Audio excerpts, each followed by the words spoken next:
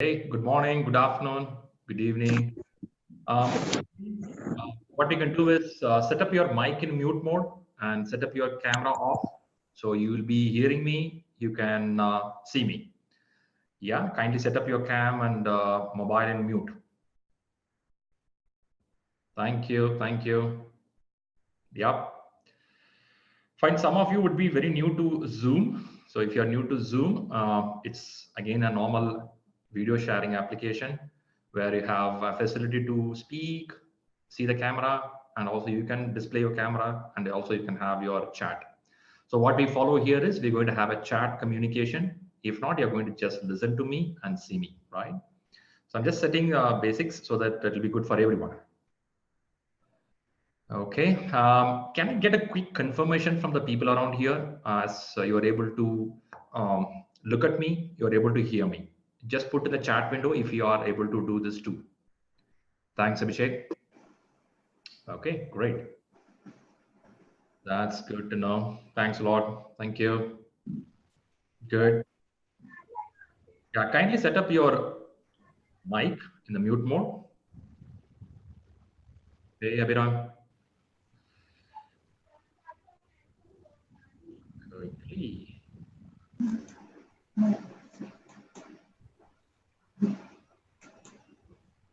Okay, here we go.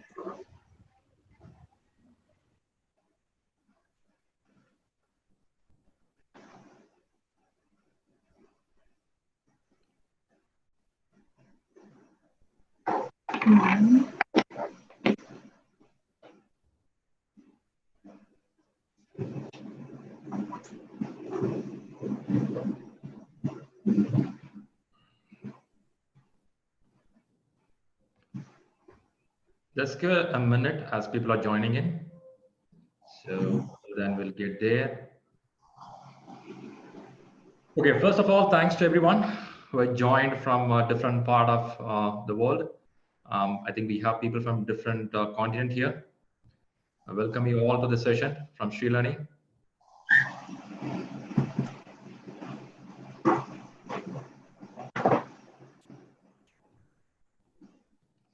Okay, that's good.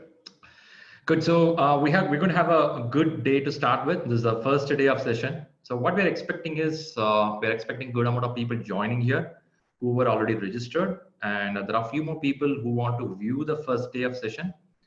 So we will welcome them as well for the session. Once they listen through, they feel comfortable, they're also going to join with us. So that's the day. And personally, I want to thank each one of you who came all the way registering for this course and having a big target to reach and achieve the certificate, right?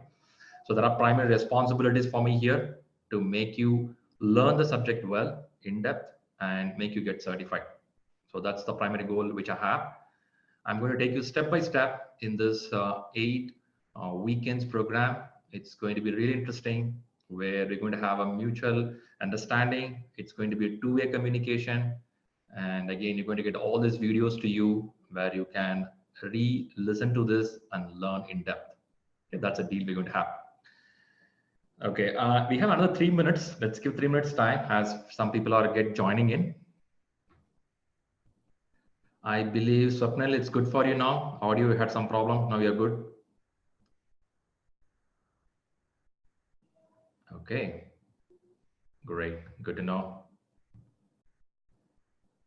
Okay, great, great. So Zoom is one of the easiest and the lightweight application where you can use it from your mobile, use it from your laptop as well. Easy features are there. What you can do is when you want to see the screen which I shared, you can view it. And if you want to see me, you can just click the camera icon of mine so that it will become a full screen, right? So soon we're going to bring in a concept where you will see the board as well, where we can writing on the board, you can see and learn as well. That's also going to happen.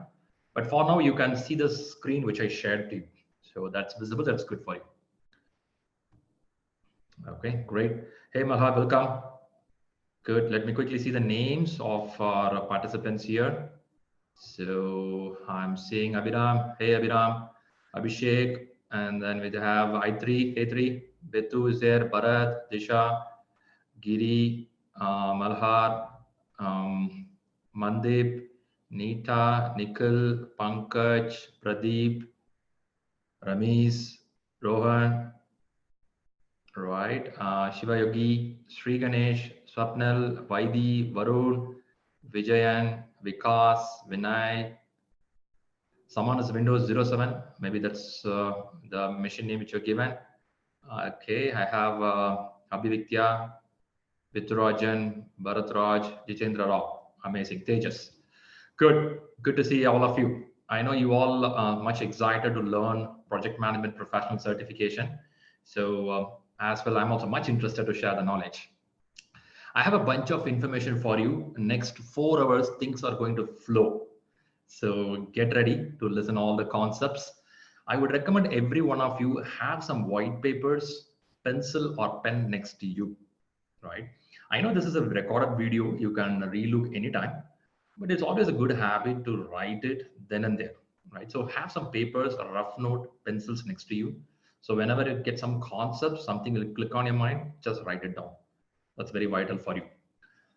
As a day one, it will be starting with the basics and setting some ground, and some of the exam concepts will be explained. We'll be spending first 1.5 to 2 hours on most of the basic things.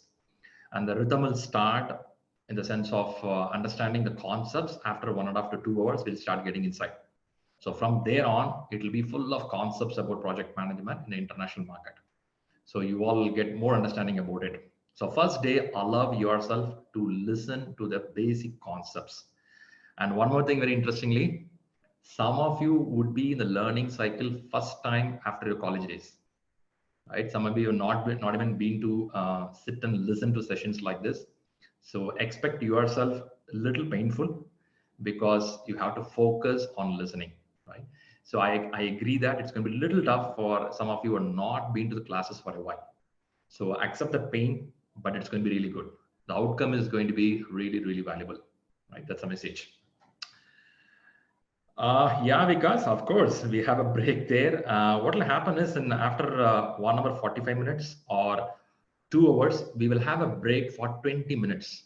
And this break is going to help for people going for breakfast, lunch, evening snacks. You can do that and come back. So that's how we have planned it. So we are doing this for at least some years. The batches are happening. So we have a very professional team behind us who will support with all the facilities what you want. Today, I would expect you to just focus on the subject. Don't worry about the material, content, exam factor, all will be taken care, right? We have a very beautiful, strong team behind us. So you have to just focus and start taking notes. That's it. So every Saturday, this session is going to happen. It is going to be 4 hours of session. As per IST, it's going to be 30 to 10 p.m. And after 2 hours of the session, you will get a 20 minutes of break. And the session continues till 10:30 p.m. So it goes on your time zone as you are. Great. Thanks, Ramesh. And yep, yes, Bharat, every recording will be shared to every one of you. Whoever. Okay, I'm seeing a bunch of people joining. Let's welcome everyone. Happy to see everyone here. Okay. Okay, cool. Can you please get into mute mode if you're not speaking?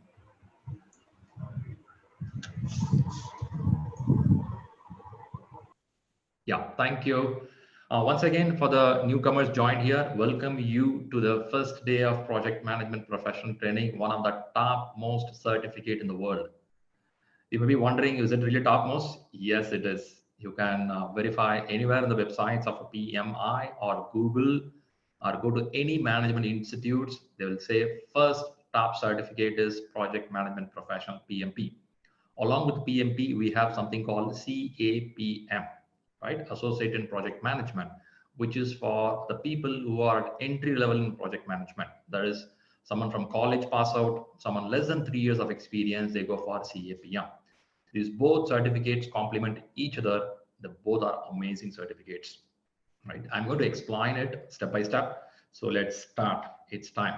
Okay, once again, good morning, good afternoon, and good evening to the people joining here, and welcome you all to the most interesting session here on project management. So I request every one of you just stay around and observe things going to happen for next 1.5 to 2 hours before we take the break. If you have a question, you are free to put it in the chat window where I have the visibility of the chat window. I can see that. If not, you will be seeing the screen which is being shared to you. You will be listening my audio. You can see my video. Why my video is kept as on? It is because only when you see the face impression or face expression, you will be able to get the content, right? So just stay, watch out the video on one side. You will have the screen share and listen to the session. This is the format which you're going to follow. On the first day, I'm setting the ground here. Going forward, it will become a practice for you on a every week session, right?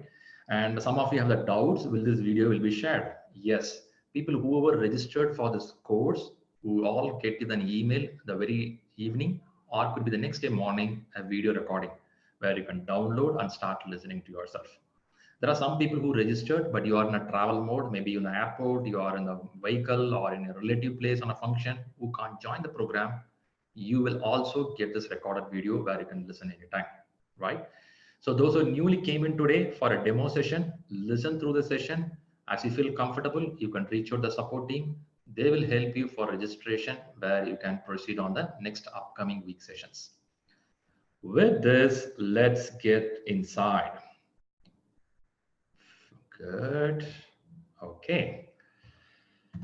Okay, what's a goal for the day? Okay, every system should have a goal, right? So I have a goal here set up. 3 things, very simple. This is a goal which you're going to do. First is learn international project management terms and key success formulas. What do you mean by key success formulas? It's going to be some of the terms which is used in the project management industry, which helps a bunch of set of projects to be successful in the world, right? That we are going to learn. How are you going to learn? This is all we're going to follow the PMP syllabus given in the book called PMBOK 6th edition. This is what we're going to follow. The first line talks about international project management. What do you mean by international project management? Project management is project management in any part of the world, but there are certain standards, framework, principles set by top achieving projects. So what do you mean by achieving projects? Not every project successful in this world. The stat says that more than nearly 70 to 75% of the projects fails in this world. So it means only 25 or 22% are successful. So now what happened is this Project Management Institute, PMI, went through around 200 countries, worked out with n number of domains, and they found out what make them more successful project. They got that ingredients and they came out with a concept which is called as PMBOK, Project Management Body of Knowledge, which has an essence of best management. Management doesn't mean only in your corporate life, in your personal life. It can be a birthday party. It can be some function at your home, or you're shifting your home from place A to place B. That's also a project. How to do it very systematically. That's called project management. For example, running this class is itself a project. Okay, we'll learn more as we go deep inside. For now, the first goal is learn international project management terms. So what happens is when you attend an interview, when you speak to your colleague in different part of the world, you speak the same language of project management. That's a beauty going to happen. Okay, that's my goal and our goal. Point number 2, get your PMP certified with a high grade. I like this. On the targeted date. Okay, now this is a very interesting line. I know at least 98% of the people in this group today are targeted towards the line number 2.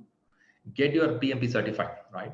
So as it is the most reputed and most hard and tougher certificate, when we have a systematic approach, when you have a good way of learning, and when you set a proper target date, it's highly achievable.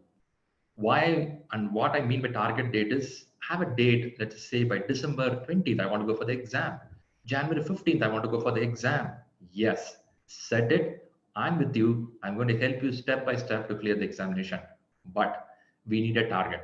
Without target, it's going to be a little tough, right? It's a vague area of hitting. So I'll be guiding you how to set a target and we're going to achieve the certificate. Some of you in this group say that, Shriram, I want a certificate within 20 days. Is it possible? Possible, provided you have enough and sufficient time to read, enough and sufficient experience in project management in the last 5-6 years, right? We'll talk more about it. So the point number 2 is getting certified. So point number 1, learning things. That's very vital. 2, getting certified. Now let's go to third one. Third one is very interesting. The moment you learn the project management, you have to implement it in your corporate life. That's very vital. If the certificate is going to stay just in a blue file or a pink file, what you have at home, it doesn't give any value. You should start adopting it. You should start practicing it.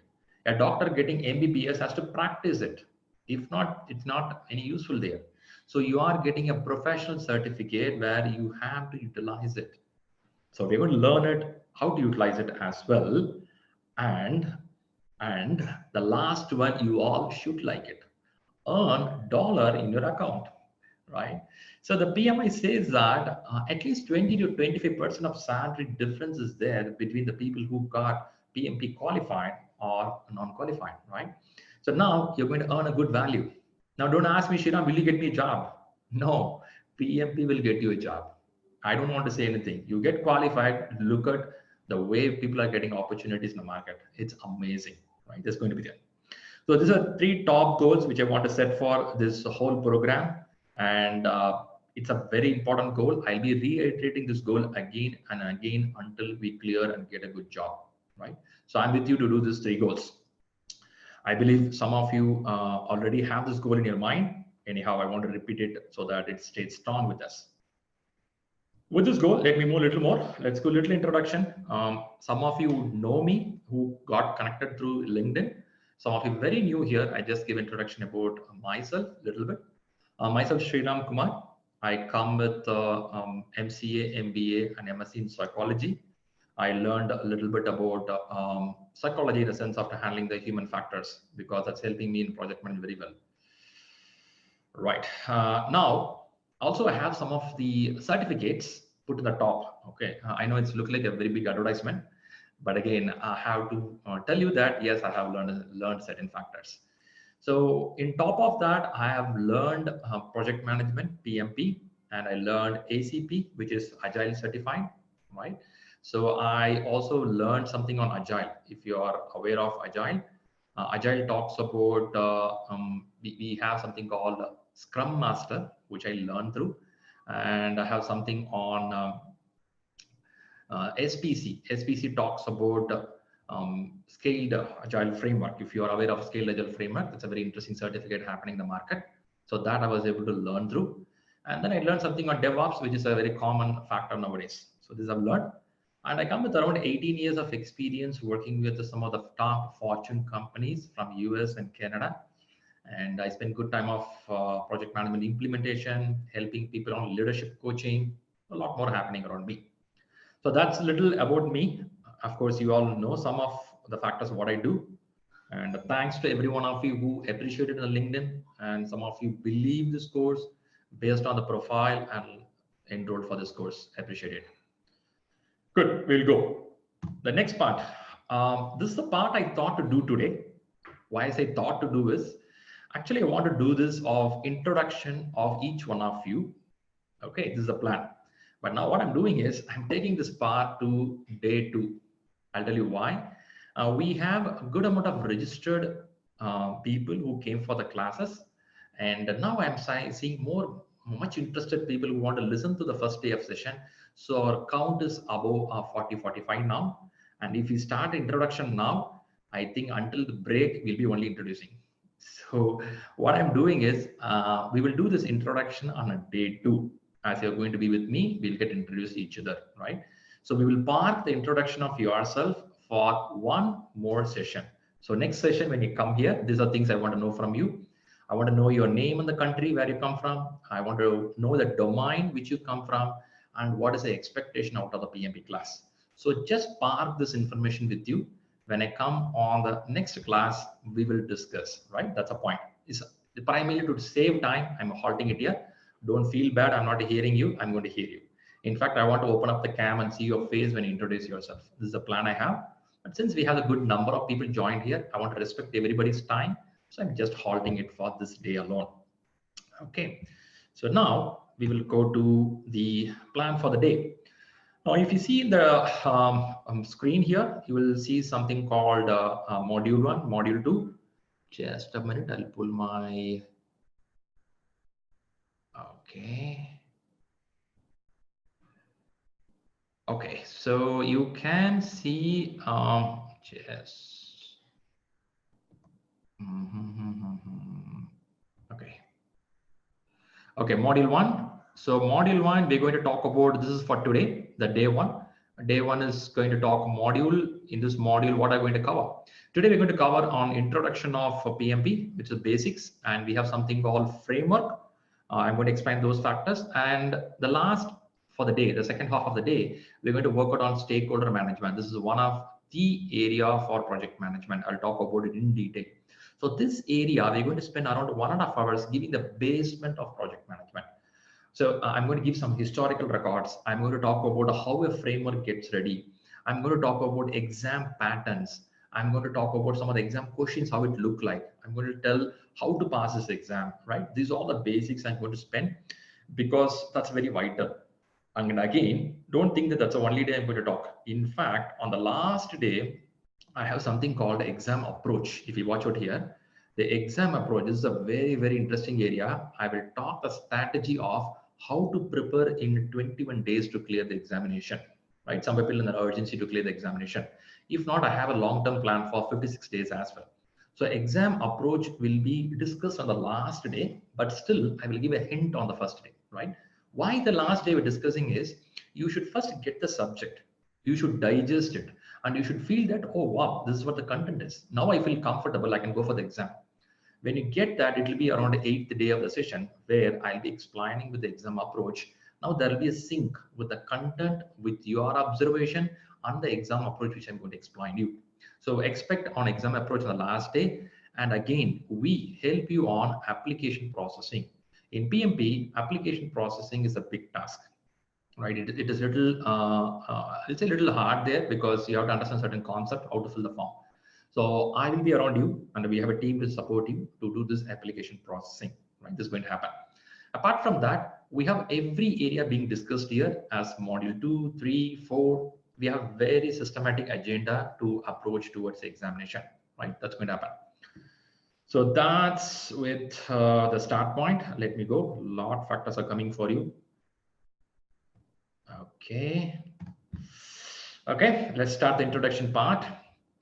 Okay, now let me quickly see, do anybody have trouble in listening me or getting my video in the chat, any message there?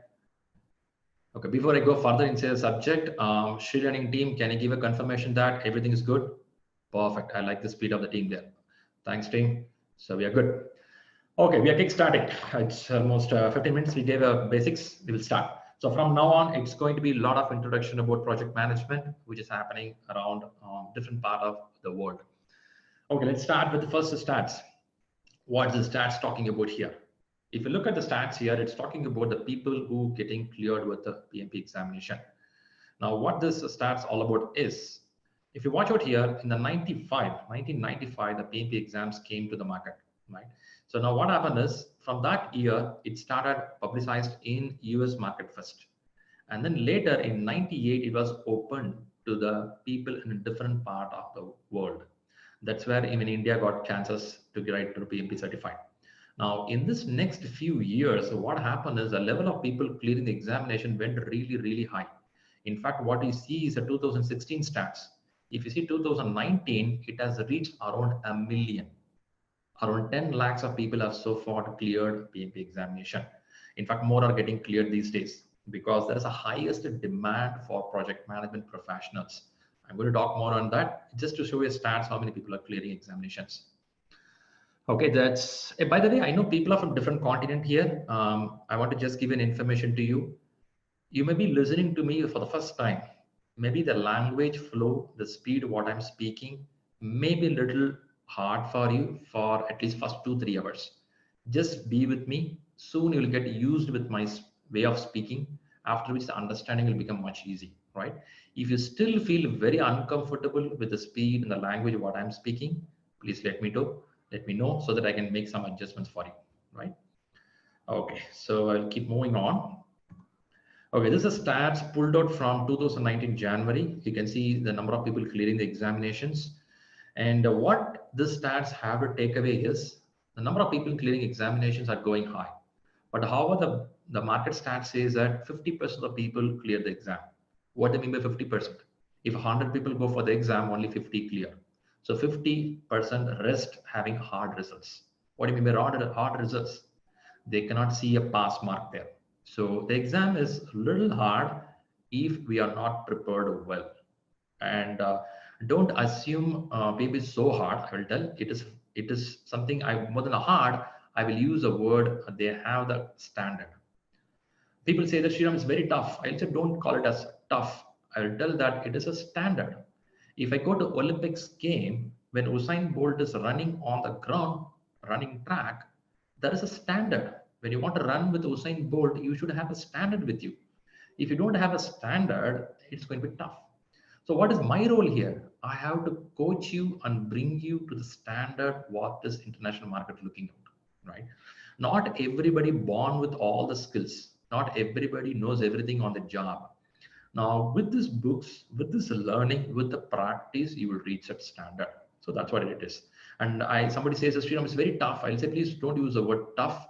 Tell it is a standard. We have to scale up to that standard. That's it. Okay, now let's go a little bit on the career part. I know some of you are very interested in this session to listen. What's the benefit? Hey, Shriram, I'm putting a lot of effort on this, but is it going to benefit me? Of course it is. Whatever you see here are pulled from PMI websites data, which has been publicly shared with everyone to see what's the advantage of this particular management course. It was a stance taken in 2017, and they took it for next around 10 years to see what's the demand in the market, right? And also they saw what are the wages different here. If you see the wages difference, project management oriented occupation, what's the scale, a non-project management oriented occupation. Of course, definitely there is a difference. I don't think this stats has to tell you, you know by your own, always managerial track is slightly different. And you can ask me, Shriram, only it means PMP is the best. I can't go to any other certificate. You can. In fact, if you go to a good reputed institute MBA, no match to that. If I'm going to do MBA in Harvard or do the top institute in the world, definitely my scale is going to be high. But the point here is, do we have a time to sit and read in a big institute for 2 years or 1 year? Do we have enough fund to do that? Are you ready to quit your job and go for MBA? I'll say no. If you have good, go and do it. Your scale is going to be really, really high. PMP is nowhere compared to the MBA part, what you go into the big institute. But again, when you have an experience, why you should go and sit for MBA? MBA is going to teach what is in the office, what you do. Now you have something of MBA in your office experience, but that to be proven as a certificate. So those people come for PMP, where you get qualified and your wages keep changing on, right? Now you can ask me where this stats been catch up. Now some of you would have seen this screen before as I was giving a webinar some time back. Now this data from Anderson Economic Group, I think some of you are aware of it, ACG, if you see the top, right? And this stats was taken only in 11 countries. Only 11 countries, they see that the talent gap is going to be around 207 billion. It's going to be a huge loss going to happen in some time, right? That's a year talking about 2027. If anybody worried here, Shriram, do we still have project management jobs? I'm hearing that no more manager job. If somebody says no more manager job, it means the world is not going to have any companies, world is not going to have any projects. We all are going to sit at home. It's not a case. The tag name changes. Instead of project manager, they'll call a different name, right? That's it. Name only will change. The role will be almost same. Maybe 2-3% here and there fluctuation will be there. If not almost same. Sometimes people are getting driven by IT industry oriented changes. I would request people not to look at only IT industry as a world. There are a lot of domain which is highly in demand, highly expensive, highly paid jobs, amazing jobs are there, right? IT is one part of the world. Since IT has good visibility because of the fund flow, it looks big. If not, that's also one of the domain, right? So let's not get carried away by any dialogue coming up in the market. Yeah.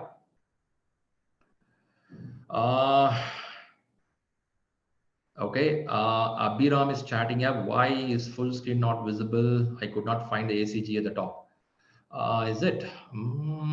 Can anybody tell me? Are you able to see the full screen? You can see the employment outlook data given there. Okay, yeah, some people are seeing it. Oh, thanks a lot for confirming. Abhiram, just click the full screen. Yep. Yeah, thanks, guys. I can see many people are active. They're helping Abhiram. That's good. Thanks, Abhiram, for bringing up the point. Now, of course, Zoom is a little new for someone, so it'll be you have to do some experiment there. Do the experiment, you will get it out. Very good. Thanks a lot. Thank you.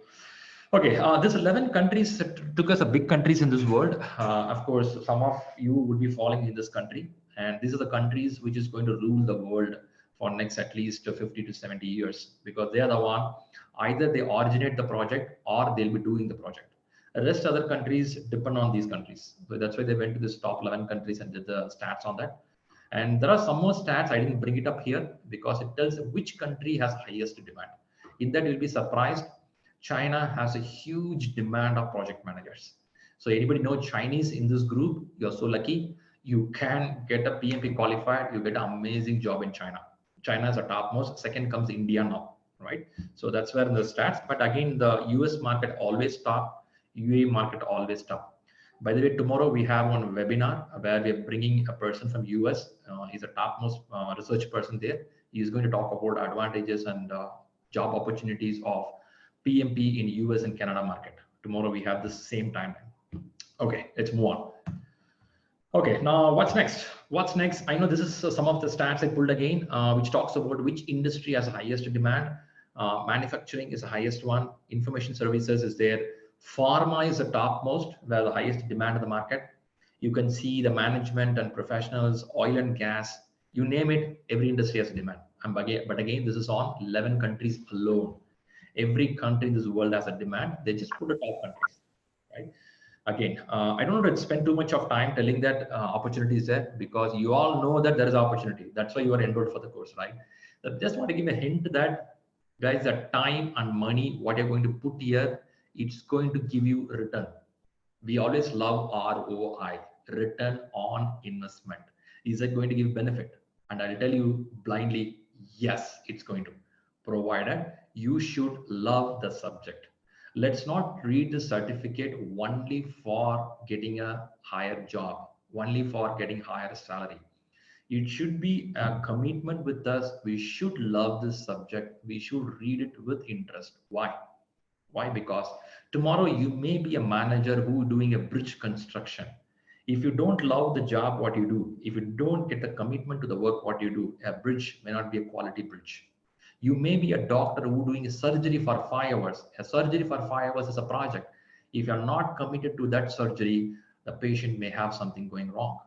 You may do a software, the software is going to be used in some of the very important equipment in the world, and that is not coming up well, that's going to be hard. So as a manager, we are going to get a full commitment of what we are going to do. So that's a first aim. That's why I put as a value as a first one. The second comes the dollar value automatically happens, right? That's how it is. Anyway, we'll come back to this point.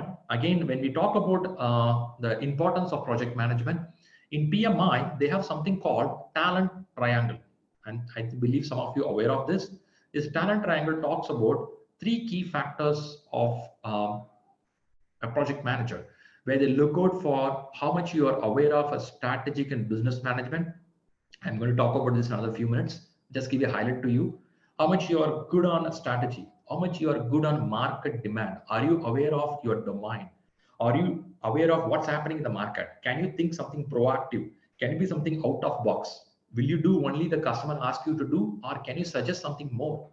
That's strategic and business management. You should know what's your corporate strategy, right? Those are things I'm going to explain later. Now, the second point is on technical project management. What do you mean by technical? This is a place we talk about time management, cost management, schedule management, talk about stakeholder management. How do you do all this stuff? That's called technical.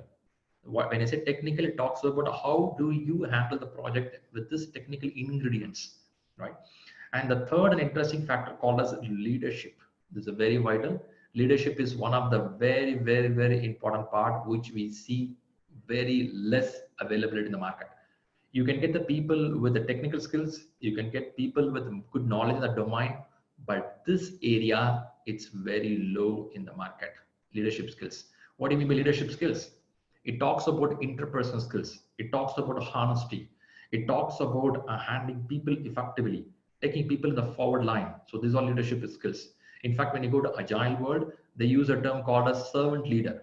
I'm sure many of you heard about in Scrum. It's called servant leader. Servant leader is supporting the team, helping the team, clearing the impediments, allowing the team to move forward. That's leadership model, and that's high demand all the time. That's going to be there. Anyway, this just want to bring out these points to you. Now, what I do is I will move to the next part. Anyway, I'm just setting the ground for you. Allow me to set the ground for next 1.5 hours. Then we'll get to the subject. I want to give the context what you're learning. Wow, this certificate looks good, right? Someone has put a wooden frame for it. Okay. Do anybody have a plan to put a wooden frame for your PMP certificate? I know somebody has a plan already. Okay. No, because says no. Okay. Okay. Law not out this time. Sure, sure. Ranjan says. You will do it. You will put the wooden frame when you prepare for 2 months and you work out for the exam. And when you see the certificate, automatically, emotionally, you feel that let me put a wooden frame. Right? Yes, someone else did it, but I didn't do that. When I was clearing the exam, I was having in my mind before the exam. I remember the 2 days before the exam, I was reading continuously, so painful. Then I thought, when I get the certificate, sure, I'll put a wooden frame and keep in my office desk so everybody can see that I did the hard work. The moment I cleared, I just kept it there. I didn't keep the wooden frame, but whenever I see this wooden frame, I remember, man, I should have done it. But some people are doing it. It's because such a reputed certificate. Yeah, Disha, that's right. Yeah, excited to. Okay, okay, good. I know for some people in this group itself, it's a secret agenda. You may not disclose with your managerial team that you're doing PMP because some of the managers may not like you're doing PMP. So it becomes a secret agenda and you don't want to declare it until you clear the examination, right? That's how it will be. That's okay because when I did PMP, some of my friends not even declared to the family members. They kept it secret. One is fear of failure. What if something goes wrong and family will tease me or some of my friends will tease me. At this age of 30, 35 with the 10 years of experience, I don't want to fail an exam, right? So that's also there. It's okay. So I just put here to show that such a value is there in the market. Okay, great. Good, Vijayan. Now, how the certificate will look like, the real certificate. This is a new color. Earlier it wasn't blue. Now they're giving it as an orange color. And what are the key factors I have to tell you is, by the way, the idea of showing the certificate is you should believe that I'm a PMP qualified person. If not, you won't listen to me, right? So I have to show that. Okay, and your name would appear here. Okay, that's right. That's right. By the way, how many of you are aware that there is a new CEO for PMI? The new CEO is Sunil Prashad, and he's from India. And after he came in within last 4 months, I think August, he took over the position. There are a lot of changes happening here. It's looking amazing. He's doing a lot of stuff around there. It's very interactive and very much, what is it? He is able to observe the concerns of the people and making changes accordingly. For example, they are in the plan of changing the exam pattern by December 2019. So the many people raise a concern, hey, we are preparing for the exam. Why do you change a pattern right away? Give some more time. So I think he and his team made a suggestion that let's do this by July 1st, 2020. So yeah, that's happening. Okay, questions are coming up. I'll come, Jaya. Just hold on. Now, what will happen is, this is a PMP number which you get once you clear the examination. This is a very, very important number. Now, what's the importance of this number is, you will put this number in your resume, in your CV. Now, when you go for a job opportunity, if 10 resumes on the desk, somebody with a PMP, let's say out of 10, 2 has a PMP, your resume will be picked for interview.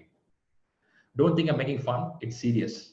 Even if I see any managerial job position, in that position, if I have 20 resumes, if I see 1 or 2 resumes with the PMP, sure we'll pick it up because the person would have put enough effort to clear the examination. So we know that this person would have learned, this person would have a discipline in his life to clear this exam. That's the reason they pick the certificate. Now they take this resume, and the resume you'll have this number.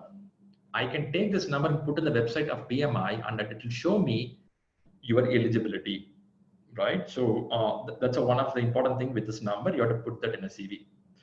Now the next thing, Next thing is you'll see a number date here. The date, just a minute, clear the drawings. Okay, if you see a date here, it shows 6 years. Oh man, Shriram got for 6 years. No, when you clear the examination, they'll give only for 3 years. So for me, 2019 July, my certificate got over. So then how do I got up to 2022? It's very simple. The moment you clear the examination, you have to start gaining PDUs. What do you mean by PDU? It is Professional Development Unit. What it means is you have to listen to sessions like this. You can go to webinars. You can go to your PMI chapter in your city. Imagine you are in New York. In New York, they have a New York PMI chapter. If you are in India, Bangalore PMI chapter.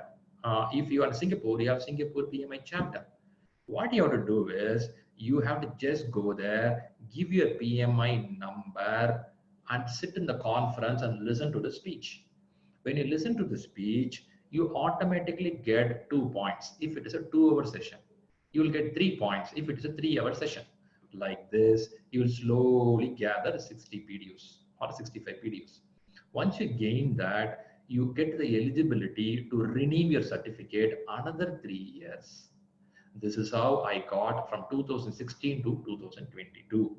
Initially, my certificate was blue in color. After they renewed it, the recent changes happened, so they made it in a pink or orange color. This is how it happened, right? So don't worry about renewal part now, because renewal part is after you clearing the examination. So for now, let's just focus on the content. Again, for renewal also, we will have a support for you. We'll help you how to renew it, right? That's about it. Do anybody have a question on the renewal before I move to next one?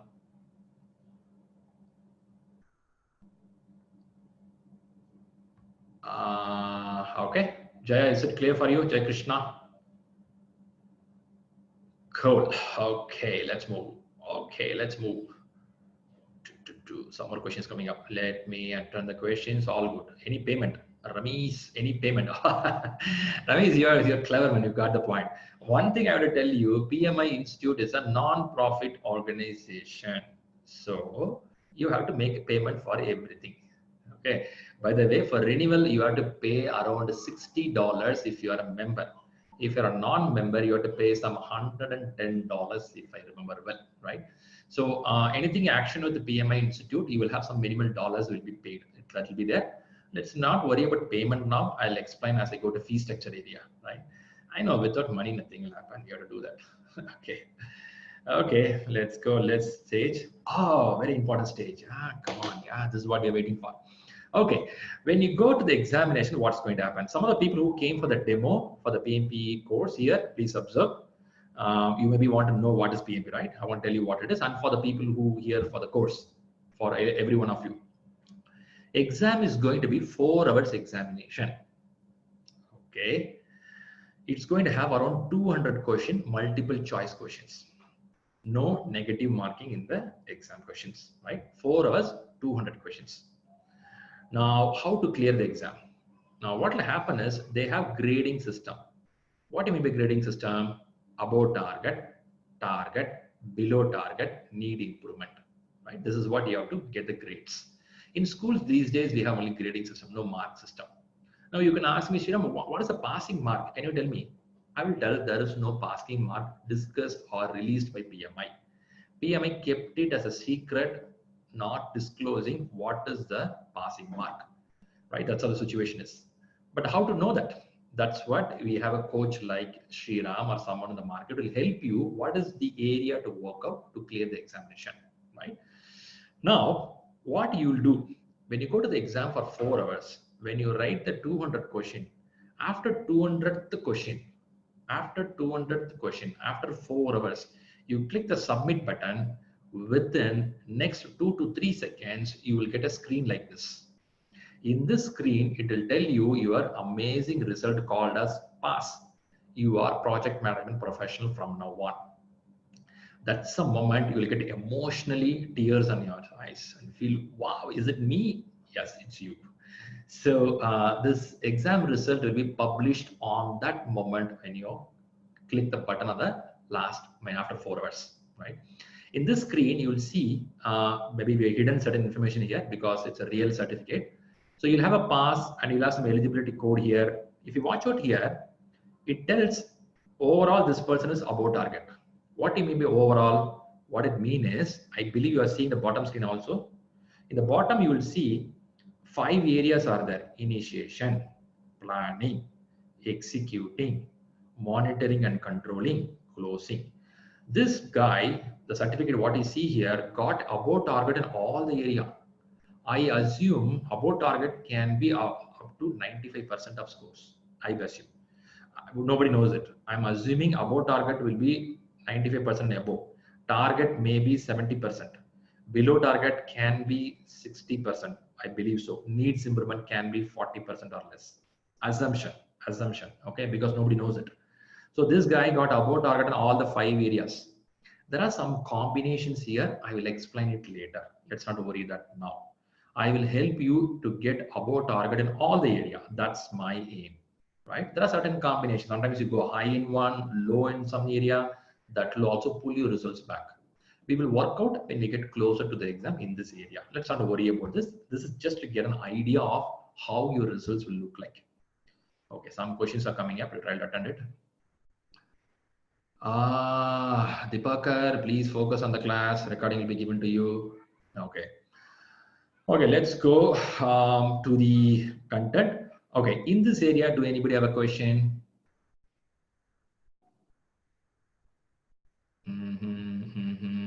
No. Okay, good.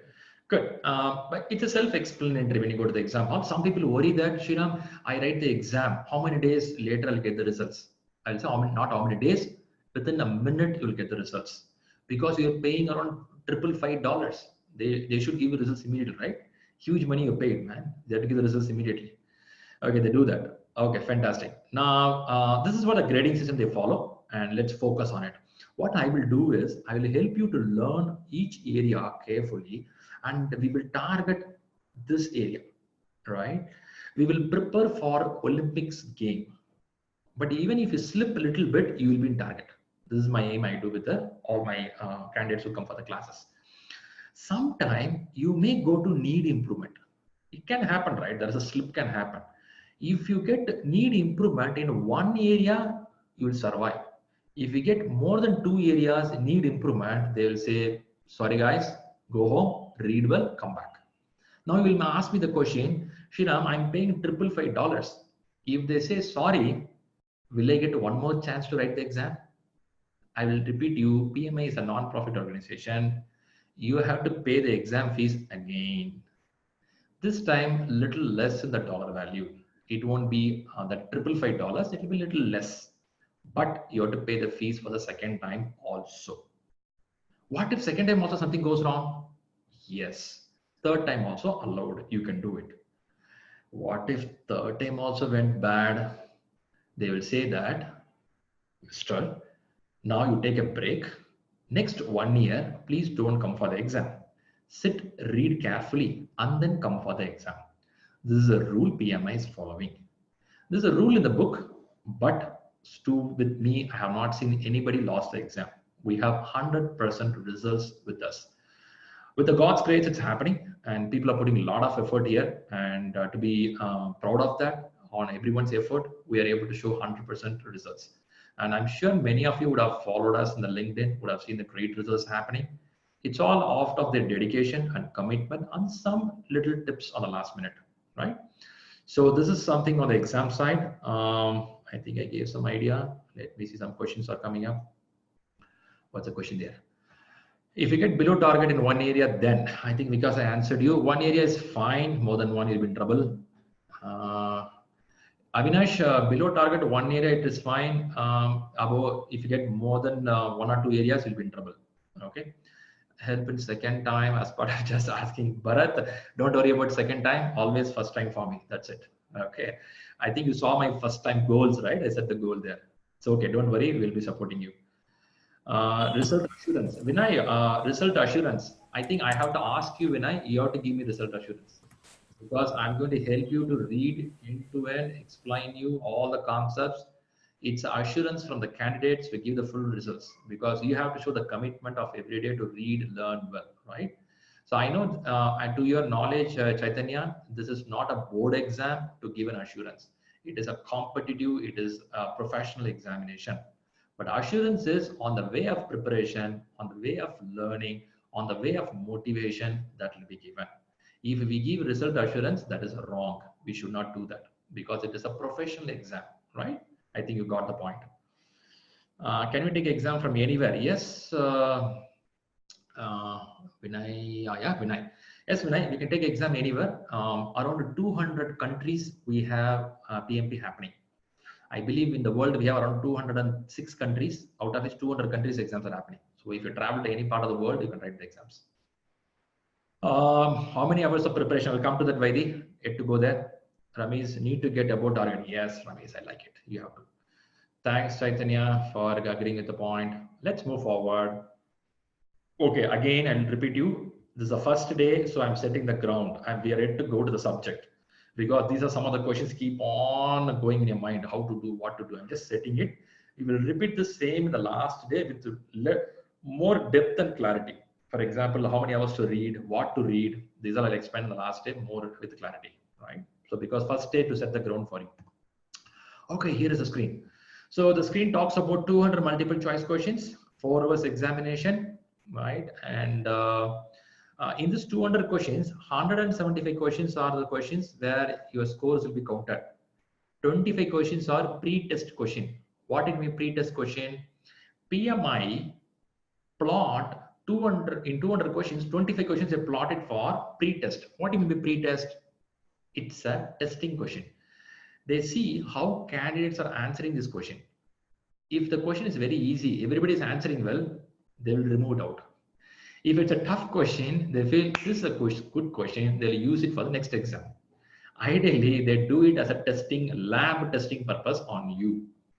But you may ask me why that is mentioned here. Because they go by the word honesty. They don't want to hide anything. They're telling that out of 200 questions, we have 25 questions plotted here and there where you have to answer. Now you can ask me the question, hey, if the 25 questions here and there, can I skip that question? No, you will not know which 25 questions are those questions. It will be here and there. You have to answer. As per the candidate perspective, all the 200 questions should be answered, right? Because of the word honesty, PMI don't want to hide it. They're mentioning you guys write 200 question, but 25 question are pre-test question. I think that helps you. I know many have this question. Somebody asked me, can I remove those questions? Can I skip that question? I said, no. Okay, Sandeep, I'll come to you, Sandeep. We're going to work out on preparation. Preparation is the biggest task, which I'm going to guide you. So I would request you to stay with me the whole 8 days of session. I'll be keep on giving inputs, guidance, step by step. That's how you have to take it. It won't happen overnight. Okay, I'll help you. No worries. I've done a lot of stuff. I'll help you, every one of you. There is no negative marking. That's a good thing, you know. There are some people here who written more toughest competitive exam than PMP. So for you, it will be PMP cakewalk. PMP, where it gets tough is they'll give scenario-based question. That's where it will be like, oh man, I have not seen this scenario in my life. That's how the problem comes up. Anyway, just want to hint on this. Then I'll keep moving on so that you have more interesting content coming. A lot are there to explain you.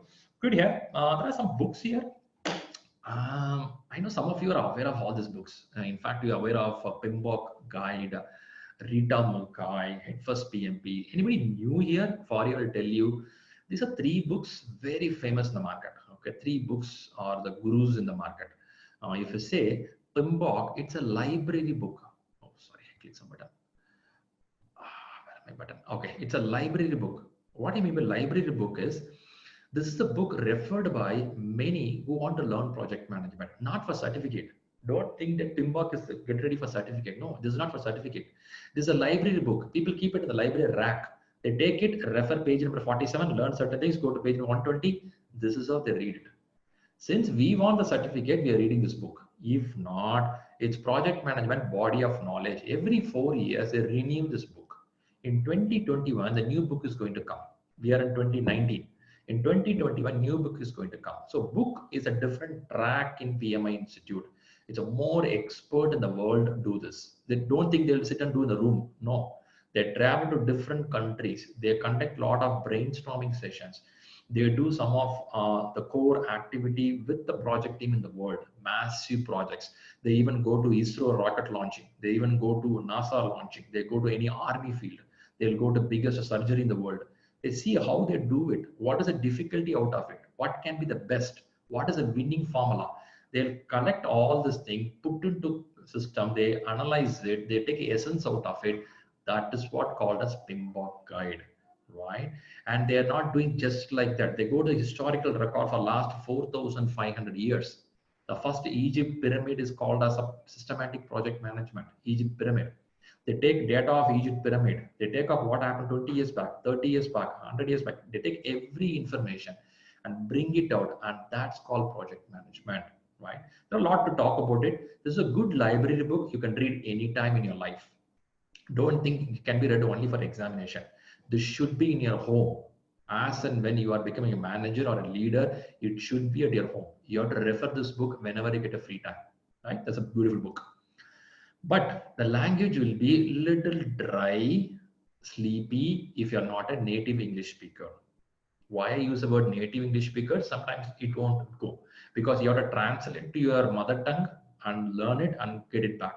You will have a Google Translate in your brain that has to process, right? It'll take a little time. To be honest, I'm not a native English speaker. So I have my Google Translator, it has to translate. If you are such a person, you are like me, who has a trouble of translating, PMBOK slightly dry, and anybody have a sleeping problem, if you open this book, within next 20 seconds you'll sleep. Such a book it is, okay? But you have a passion, love towards management, you won't sleep. That's a key. Now, if you are a person, guys, it's really sleepy, then I'll recommend you a book called as Head First PMP. This book is an amazing book, which is an extraction from guide. This guide, they take the essence out of it, they write a book. They write a book in a pictorial form. If anybody of you here who love the pictorial way of learning things, you can go to Head First PMP. It'll have a lot of pictures. It'll have a story inside that. They have a birthday party.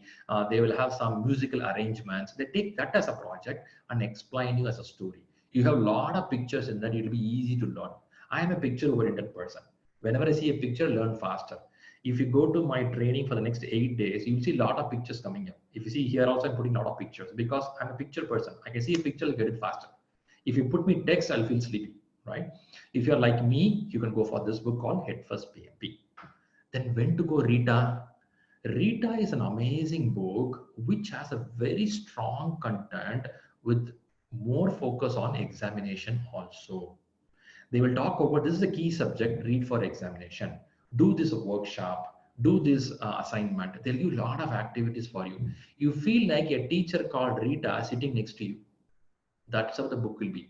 Unfortunately, she expired some years back, but she did an amazing group. She has, her husband is running the group now. It's an amazing group. The book is so good, right? If anybody is so much focused on examination, who want to go quicker, do things, go for Rita book, right? This is also an extraction from PMBOK guide. Nobody can write a book on their own. They all take the content from here because that's the essence of the world, right? Now, what is this book? ShriLearning material extracted from Rita guide and Head First, and we have a material, right? So it's a combination of all this content plus more content from the world and some of the good questions all put together. It's a ShriLearning material. We have it, right? Along with that, you'll get a 21 days of study plan how to clear the examination. You can ask me, Shriram, can you read this alone? Can you clear the examination? Yes, you can. But if you really want to get the full essence of the subject, I will tell read this. Along with that, read either of one book for few areas for clarity. If so, you will be an amazing manager. I believe I was able to give this information clearly. Anybody have a question on this books part? If not, I can move to the next one.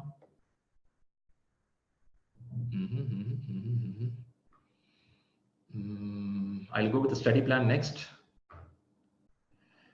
Okay, cool. Let's move on. Okay, next up. Oh, questions coming up. Just a minute. I'm seeing some questions there. Can get about target with the ShriLearning. Abhiram, that's good, Abhiram. Yes, you can. You have to. Okay, Vikas, which one to read first? Start with the ShriLearning material which is shared with you, and then decide the book which you want to go. Yes, Abhiram, you can get it up, because it's not only the books, it's about the method of preparation is very vital. I'm going to do that part for you. Because don't get confused. In a sense, I think I explained it. If still you're confused, it shouldn't be that way, because I gave a hint. Picture oriented, go for head first. Rita for exam target. PMP guide is for going to the learning the depth of project management in full length. Can we get a hard copy from PMI? PMI, yes, I think they have. It's a little expensive, Ramesh. You have to spend a huge amount of dollars there. Where can I find ShriLearning books? Paul, these books will be shared as we are getting registered. I think you all get a digital copy of the books. And Vijayan, how much Rita book cost? Vijayan, please Google it out. It's in the Amazon. How many times should one book need to read? Sandeep, this is a question I know many are asking. How many times to read? I would tell that if I like one good movie song, if I listen it once, I can remember the words or tune for lifelong, right? Because I like that song. When you like the content, when you like the subject, one time reading is good. I don't think we have to go a couple of times. But since sometimes we are not a native speaker, it takes a little time. Some key subject read second time. If not, no need to read the book 2-3 times. Once read it, read the key subject the second time, because after reading the book once, we will go for a practice exam. We will see how much you're scoring. Then we'll come for the improvement area. That's how it's going to work.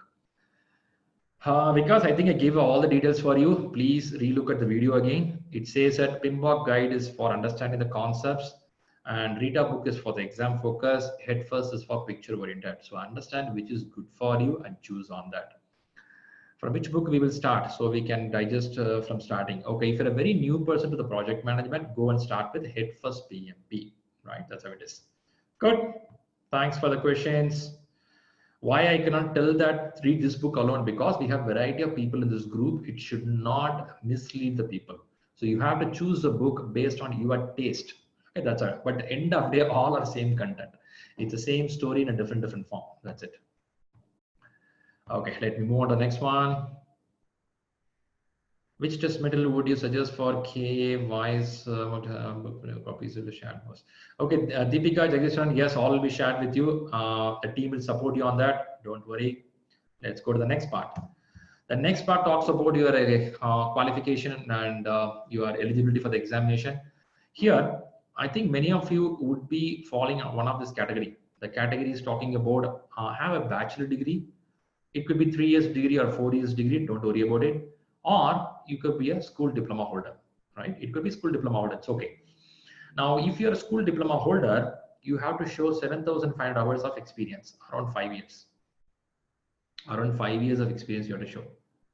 Again, this part all will be guided on the last day how to fill the form. Don't worry now. Just a heads up to you. Bachelor degree. If you have a degree with you, you will show 4,500 hours. This is around 3 years. I know some of you in this group already applied the application for the exam. Okay, 5 years and 3 years. This is how it is. This part is a little crucial, but I'll guide you how to do. This part is what you are with me now. You will get this 35 hours with me, right? This you are already with you. You have this. You're going to get this in 8 weeks. This part I'll tell you how to fill it. You can be for any project. You can be for any domain. You can be for any country. Don't worry about it. This part I'll spend a special time with you as we fill the application form. In fact, on the last day, I'm going to spend around 1.5 hours explaining how to fill these details. This is just a heads up to you. So don't worry about the application form now. The next thing is fee structure. Fee structure goes like this. If you see, there is something called member, non-member. Many will have this question here. But quickly I'll tell you, if you are a member, you will pay $544 for examination. You will save $11. If a non-member, you will pay $555. This is a jackpot number, Las Vegas number, 555, right? You see the Las Vegas, they play game, 555. Okay, so now what's the difference between these two guys? If you become a member, you get at least $11 discount. And what's the beauty of member? You become a member, they give a facility to download the PMP book. They allow you to listen to a lot of webinars, which is published in their website. What's the website? The website is called pmi.org. I believe I should have showed that to you. If not, I'll quickly show the site. The site, sorry, this is a site. Lot of things I cleared it off. Okay, this is a site called pmi.org. This is a common open site. Anybody can go there. You can register. For registration, there is no charges. You will create a login. It will be like a Facebook. Just get inside. And if you click the certification, it will show you PMP as a certificate. PMP is one of the certificates. They do a lot of certificates. CAPM is here, and portfolio management is there, right? Program management is all are there. Anyway, I'm going to explain this on the last day. For now, just a highlight for you. This is some site where you listen to that. If you see a learnings, if you click the learnings, it'll explain a lot of videos will be there. These all goes by for the paid members. Non-paid members cannot get certain details. Okay. You can even have a job opportunity here. Post a job, find a job, international market job opportunity for PMP qualified people. Good. I know some of you are aware of this. If you're not aware, yes, that's the site which you have to go through. So quickly, I'll see some questions are popping up. What's the question here? I will see the questions. All 4 books, digital copies will be shared. Yes, I think Deepika answered you. Books will be given to you. Yes. I saw eligibility requires PM experience, or is it experience is fine? I'm from sales. Yes, Chaitanya, it will be good with experience. PM experience is an added advantage. But if you are in the product project, that also helps you. Don't worry about that experience part.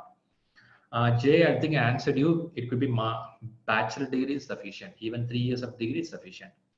Ramesh, I'm bachelor's exactly for what I concern. No, but Ramesh, you're good with the degree. A school diploma holders can go for PMP. Then why you worry about degree? Okay. Member, you have to pay and become a member, Bharat. Then need clarity on experience criteria, please. Chaitanya, this will be explained on the day of explaining about application form on the 8th day, because that is a special day. We give it for application form. We'll explain that, right? Don't worry about it. We have a lot of details to explain. Where should my membership number, because I have, Bharat, I'll talk to you on this membership part. Don't worry about it. I hope 35 contact hours will get end of training. On receipt of contact hours will apply for exam. Yes, Uma Shankar, that's a goal of being in this class. You will get 35 contact hours, which will help you to go for the examination. Right. Not the degree, hours leading directly project. Great. Not the degree, hours leading and directing project. Ramesh, I'll explain about these factors later. Don't worry now. For now, I'll tell you, these are some basic information for you, because you're going to spend a good time on the last day when you fill the application form. Okay, good. Let's move on. What's a PMP membership? Membership receives many valuable benefits, which provides access to project management knowledge and information, opportunity for career development. If anybody worried about career, they have a job opportunity there also. It's international market. Maybe in your country, jobs are there, or they'll show some job opportunity in US, Canada, or Denmark, Ireland. It can be anywhere, right? You can do that. Okay, let's move on. Now I'm seeing something on the preparation time. Okay, I'm going to give you only heads up, because I want to explain this to people. Once you listen to the subject on the 8th day after the content, I want to explain you. Today, it's only heads up to you. Some of you attend my previous webinar would have got this detail. 3 weeks timeline. Somebody want to go to the exam very urgently. What you do is you prepare the 21 days study plan, which I'm going to share you, right? And how many hours to prepare? It's just a tentative hour. Don't think that 4 hours when you set an alarm and sit for 4 hours. No, it's not like that. It's a tentative hours. If some people are so good in reading habit, you will learn in 2.5 hours. You don't need to sit for 4 hours. Some people have a good book reading habit. They read faster. They get the content, right? On weekends, you'll spend around 8 hours. And the last 5 days, I'll be close with you. You'll be spending 12 hours. You may be looking at me, oh man, 12 hours.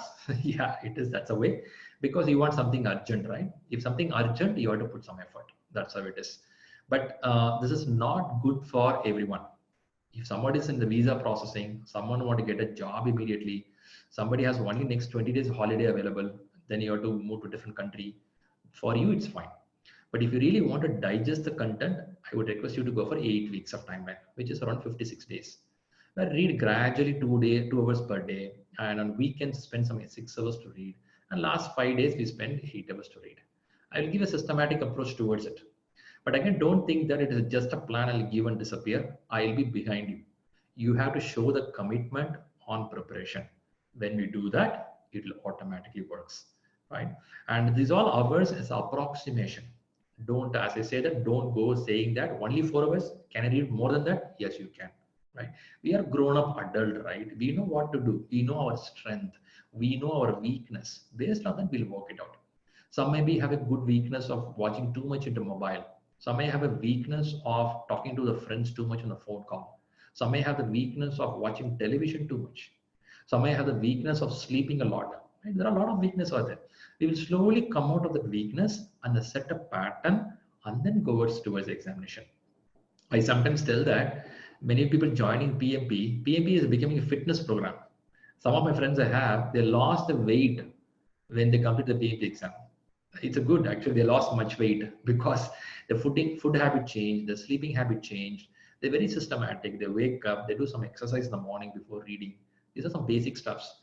Because you are not just learning project management, you are becoming a leader. A leader is a person where others have to look at and follow. Only when we have a discipline, people follow us. So your discipline plan will be set here. I live with you, I'll be following you. Right? That's very important. Then there are practice exams. There are a lot of practice exams, but I recommend generally 4 is sufficient. 4 means each exam will have 200 questions. Around 800 questions you will practice. It's more than enough for the examination. But some people are worried, they go for 8 exams. Some people go 12 exams. I'll tell man, too much. Don't get exhausted. 4 is sufficient to go for the examination. Again, where to write this exam, I will guide you. Not now, I'll tell you later on this point. These are just a heads up for you. And one other point, there are something called 5 process groups, 10 knowledge areas. I'm going to explain it. This is how the plan is prepared. If you see 21 days plan, the plan is prepared in this data. I'll explain this as I go further deep inside. For now, understand that there are certain plans like this. If any of you in this group with very urgency to clear the examination, you fall in this category. Some of you tell that it's okay, Shriram, I'll do in 8 weeks. That's category. There are some people tell that, Shriram, I'm not in a hurry to clear this exam. You know, I have another 10 years of experience. I'm in a good job. I have a good family with me. I just want to learn the management, man. There is no urgency. Those people take 4 months of time or 6 months of time. What they do is they sit and read the book carefully. They don't ask me the question, do I need to read this book or that book? They read all the book. They sit and spend time for 4 months, digest it, and then go for the examination. Those set of people also I have. So if anybody of you in this group tell that, Shriram, I don't have any urgent, man. I have all in my life. I just want to get my certificate. That's it. Or I want to just learn the management. You go for this 4 months plan. You also will be with me. I will tell you which book to read in order, how to read it, right? But sometimes we feel many people are so urgent for them. I will work out very closely to clear the examination, right? That's how it is.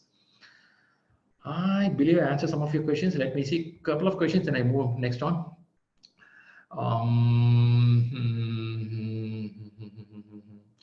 Jagadishwaran, if a PMA exam validity going to expire, also go for 21 days. Jagadishwaran, I'm getting hard to understand your language. I feel that eligibility is 1 year from PMI, so don't worry about that. And within that, we can clear the examination. Can you please help which are the best 4 practice exams? I will come to that, Sri Ganesh, not urgent. I will tell you the exam practice. Because says 2 months plan. Okay, that's good. We'll move on. There are a lot of content to learn for us, right? Chaitanya, for your point, is there different courses for 21? No, it's not about course. See, what's happening is you will learn the same subject in 8 days of training with us. But after the training gets over 8th day, you will read for 21 days to go to the exam, or you will read 56 days to go to the exam. That's how it is. But material and content is the same. The speed, what you want to do. That's what I explained. Some people are urgency to get a job. Some people are urgency to get the US visa or PR done to Australia to be. It's a lot of factors, right? We don't know. Each one has their own pain area. Each one has their own needs. So we can't generalize it. So that's why that's about the plan after the class gets over, right? That's how it is. So, but everybody will learn the same subject. What you're going to learn with me now. Okay, now is there a different course of? Okay, I mean the training session. No, same. I think you got it. So training is going to be same, Chaitanya. I think you got the message. Okay, let me move furthermore. Okay, here it is. there is always this talk in the market, Shriram, PMP is changing. When it is changing? Okay, people are worried, doing it right now, doing it right later. Okay. Okay, Sandeep, another question. Are there any chances of clearing PMP in Prometric rather than Pearson Group? Oh, Sandeep, that's a beautiful question. But Prometric Center is not conducting PMP exams so far. They have stopped it. PMI, Project Management Institute, has signed a contract with another vendor. The another vendor is, since Sandeep pulled us for the question, I'll take another one. I think I have to show that also. Where is it? Sometimes my mouse don't cooperate in the speed what I want. Okay, here it is. If you see this, this is called Pearson VUE. Some of you have done your Oracle exams here or some exams here. This is a place where you schedule the exam. I'm a test taker. You will schedule my exam. When you click the schedule on exam, they will ask you which institute you want to write the exam. If you're Oracle, you'll put Oracle. If it is PMI, you will tell PMI. Then they will take it on. Okay, I'll explain you. See, you see a logo of PMI here. This I'm going to explain you on the last day, so don't worry now.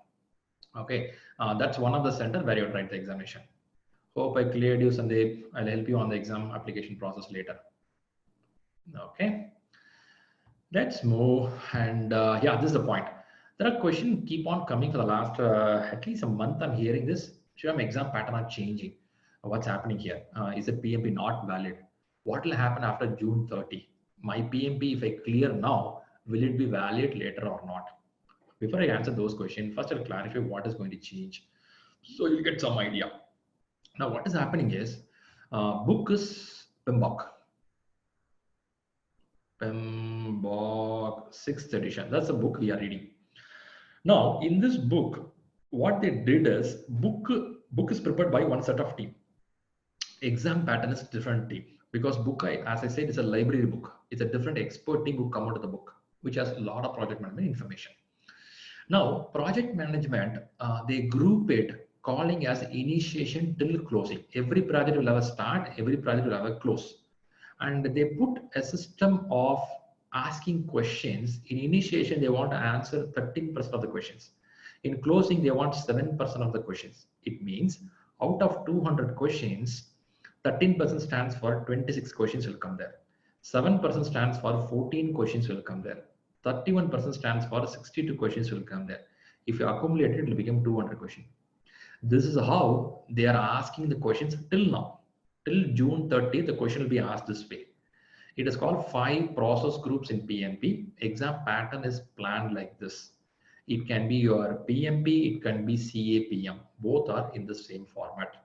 Till June 30th, that's how it's going to be. Now, what is the change? The change is, before I go to the change, this is derived from the book called PMBOK 6th edition. Now, the same book used to derive the next pattern. The book has not changed, the book is same. But instead of asking initiation, planning, execution, they want to reshuffle it and make it as people-oriented 42% of the question. It means 84 questions will come on people-related. Process-oriented 50%, around 100 questions will come in that area. And something on business environment, they want to ask 8% of the questions, that is 16 questions, right? Now, this will become another 200 questions. This is how the exam pattern is changing on July 1st. Now, if you look at here, it is going to be the same book, but the way of question is changing. So you will read the same book June 30th, even July 1st, same book. If in case you are writing exam on June 30th, you will read the same book and go for the exam. Imagine July 1st, I am going for the exam. I will also read the same book, but the way of asking question will change. The same people is inside planning. The same people is inside execution, because without people you can't execute. The same people is inside monitoring control, is there, but they want to change the way of asking questions. They put it as an outline in the PMI website. I'm also reading through that, getting more clarity. I will not tell that I'm 100% got the clarity in this area, because I'm also continuously observing. Because PMI is not just like that you will do overnight. You have to learn a lot. I'm learning these factors.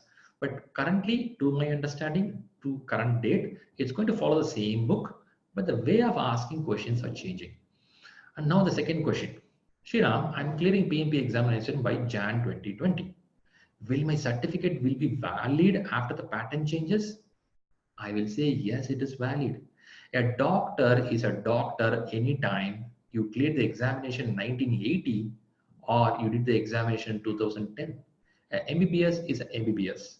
It is because of it's a professional degree, a professional certificate. A person clearing PMP in 1990 still valid now, but you have to keep renewing it. The renewing process is called PDU. I believe I explained you. You have something called PDU, Professional Development Unit, right? It is nothing but you're renewing your knowledge. That's going to happen. But this was the pattern stuff. I believe this answers some of your basic questions. Anybody here on this question? All of these 5 steps termed as project lifecycle. Yes, Mr. J, that's how it is. We're going to talk about the lifecycle now. Just a heads up to you. Okay, let's keep moving. Okay, that's comes it. Okay, from now on, it's going to start. So far, what I did is I've spent around 60 minutes to set the ground for you on what is actually PMP stuff about the exam, what are the pattern of things happening, like what is the domain and what are the question area. I was giving little heads up on that.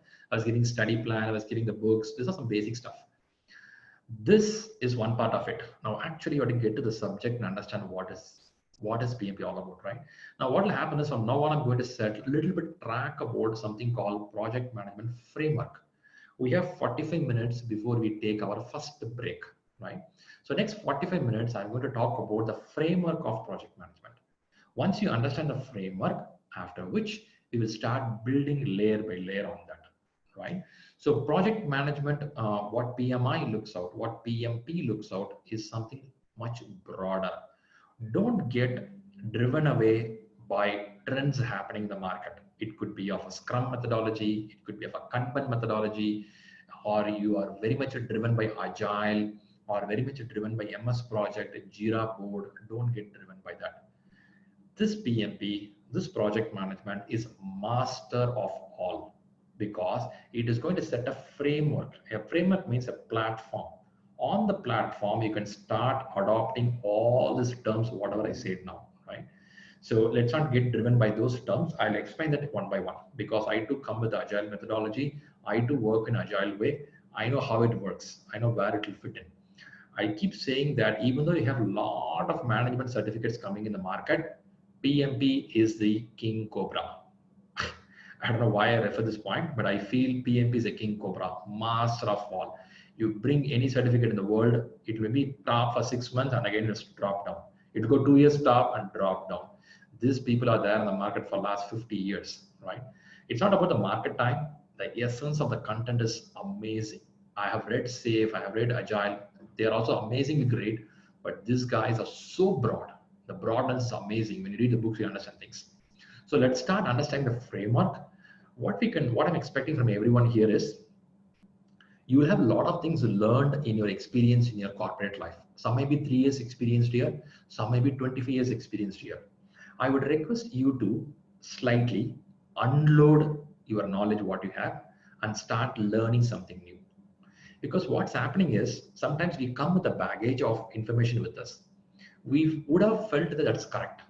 And your brain will not accept when we explain certain concepts. You'll feel, oh, no, that's not the way. You will start arguing. Rather, I will tell you, first listen, digest it, and start practicing it. Still, if you don't feel comfortable, you have used something called tailoring principles here. We have to use it, right? Because human brain don't accept a change immediately. It will take a little time. As I learned through psychology and human brain thought process, what I understand is a change cannot be accepted immediately. It will argue for that. So allow your brain to first listen and then take the good things out of it. PMP books came into the market to make best practices available to everyone. It is not something to argue with saying that which is good, which is bad. Here they're telling that these are the best things available in the market. It's up to us how to implement it, right? With this note, I'll kickstart things.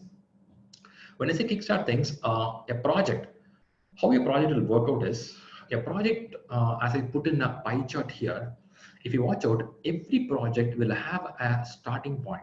What in the starting point is an initiation, a kickstart. A project will have a closing, right? A project will have a planning time used A project is having execution time, and a project to monitor it, is it going good or bad. You call it as any part of the world, any mod of the project, this is how it will work. If you take a birthday party, it'll have a start, it'll have an end. You take a software development, it'll have a start, it'll have an end. You take a dam construction, it'll have a start, it'll have an end. But the planning cycle will change. If I do a dam construction, I should have at least 80% of the plan is properly done. Then only I can make my team to do the work. Is it right? Yeah.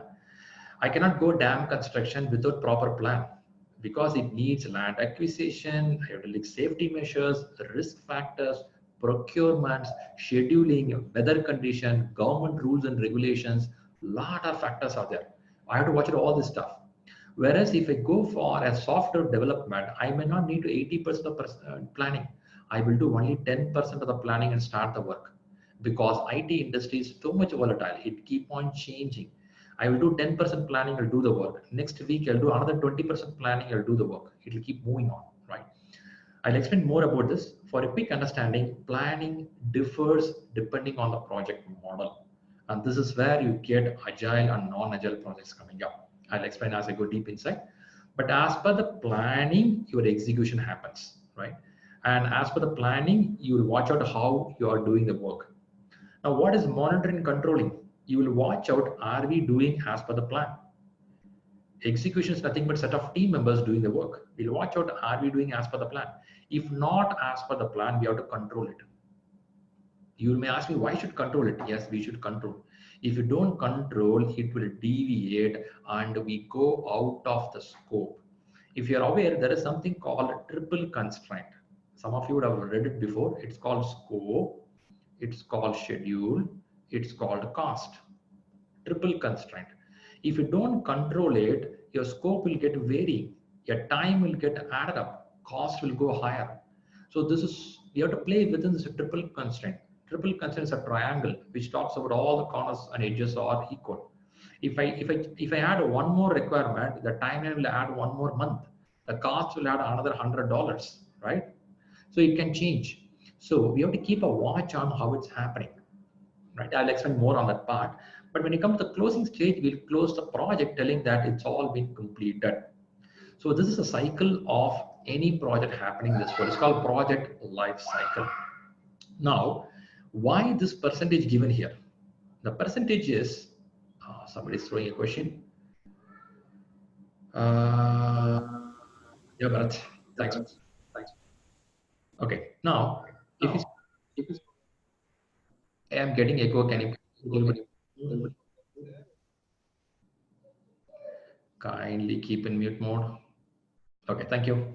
So now what's happening is, this pie chart explains the way of project happens in your life. If you watch out, initiation goes around 13% of the time and energy effort we spend on project. When we go for the planning, we spend 25% of our energy and time. When you go for execution, this is a huge amount of time we spend. If you are from a software industry, we get project in software to India specifically, because that's a huge amount of time and energy spent. It is being initiated in different part of the world. It has been planned in different part of the world. You get only the execution in your email. You get an Excel sheet, you will get a Word document, you will get a Jira board telling that make it happen, right? Execution is a huge amount of place where the highest amount of money and time has been spent. And again, monitor and control. This is one of the area, more toughest area to keep in track. And this is where you need a highest leadership skills, interpersonal skills, thought process, strategic thinking, proactive thinking, forecasting. These all should be here. Monitoring control is not such an easy thing. You need an amazing experience to do that, right? And then the closing part. You may think that closing is important. Yes, it is important. Project should be properly closed. If you don't close properly with the proper documentation, proper handshake and handover, you'll be in trouble. You have to watch out all those factors. Now, this is a percentage of a real life project management. Let's take a birthday party. In a birthday party, imagine your kid, you want to go with a birthday party. Initiation is something you thought about, your thought process. You would have spent at least 13% of the time to think about how to do this, right? And the planning starts happening. You draft a plan. where to buy the cake, what's the venue, whom to call, and what will be the music person going to be there. You're going to invite any magician. What if any rain happens that day? You'll do all this planning. On the execution will happen only on the birthday. The birthday evening, when you call people for the party, the execution starts happening. But it will not happen as you thought. The cake which to be served is late by 2 hours. Now you have to monitor and control it. You have to find alternate cake. The candle will not be there. The key people will not be there. Your kid will be crying whole day. Don't want to go for the party. The kid will say that I don't want to see any people. He or she is scared of people. Keep on crying. The birthday party doesn't look good. You have to do the monitor and control. Do some alternate options. Close the project. Shake hands with everybody and say thanks all. And you have to pay the bills to the hotel, the cake guy, the musician, the magician, right? It's all happening. And this is what project. I just show the birthday party to make it simple. But in real life, you may be in a project of bridge construction, dam construction, software development, your doctor doing a 6 hours of surgery, right? A lot are there. So now that's about the project stuff. Now why and where this percentage is going to be helpful? And again, I'll tell you, in exam perspective, as I showed a few slides back, the 31% stands, 62 questions will come in your PMP examination from execution area alone. If it is closing, you will get 14 questions in examination because overall exam is going to be 200 questions. In this 200 questions, you're going to get 7% here, 13% here, and 31% here. So this is how it's been divided here. If you come to me at my classes by July 1st, I'll be changing this chart a little bit and show that people, process, and business environment. That's what I'm going to explain you. But end of day, all going to talk about same thing of your project will start, your project will end, right? Let's not worry about July now. Let's focus on the current context and how to learn it, right? So this is called 5 process groups. And this is what I'm going to explain you step by step with the depth of knowledge, with lots and lots of examples, right? And I'm just giving a heads up to you. Okay, the same thing I put in a different chart format here. A project management happens this way. You have a project initiation, planning, execution, controlling, and closure. This is very vital. So now what is project management? Project management is something keeping things in control. What do you mean by in control? You have a systematic plan, systematic execution. And the question starts happening, how far you have to plan?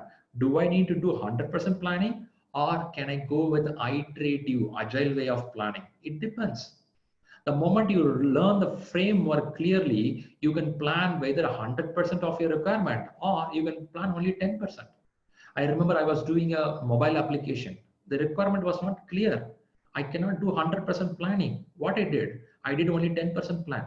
When I was working 10% planning, the next 20% of requirement came to me. When I did 20% of requirement, next 30% came to me. This is how we do. It's called iterative planning. If you are working in a bridge construction, if you're working in a massive factory construction project, it will be almost 100% requirement will be clear. Without proper clarity on such of the construction work, you cannot go. I know some of you in this group are from civil industry, infrastructure industry, where the requirement should be very clear. If not, you cannot get inside. Maybe a little bit addition will be there, a little bit removal will be there, but you cannot change a bridge work upside down, right? That's the way we're going to learn. I'm going to show you something more on that. For now, just get an idea that what you're learning here is a broad framework. A framework is something talks about how the project management works, right? So what I do is, before I go furthermore, I want to show you a small video on what's the project management all about, right? So what I do is I take the video. I want to share you the audio where I have the audio. Share computer sound. Okay, I'm sharing the computer sound. I'm taking you to, just confirm me, are you getting my audio?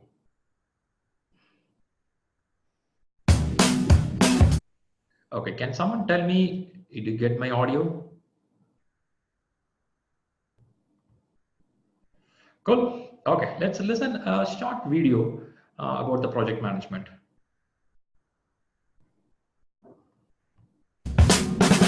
Everywhere you look, projects are underway. Whether you're recruiting a new member of staff or constructing the world's tallest building, every project needs a manager to ensure its success. Someone with their eye on every detail, at every stage, from inception to completion. Put simply, project management is about getting things done. It's about knowing exactly what you want to achieve, how you're going to achieve it, and how long it will take. It's about ensuring that everyone involved shares and understands those aims before the first steps are taken, and that they continue to as the end of the project, whatever it is, draws closer. Because successful projects don't just happen. They're not just a long list of jobs to be done. They're a masterpiece of planning, management, organization and communication, a carefully choreographed sequence of events where progress is smooth and steady. One step leads seamlessly to the next, and every possible hitch has been considered and counted. A successful project needs people with the right skills and knowledge at its heart.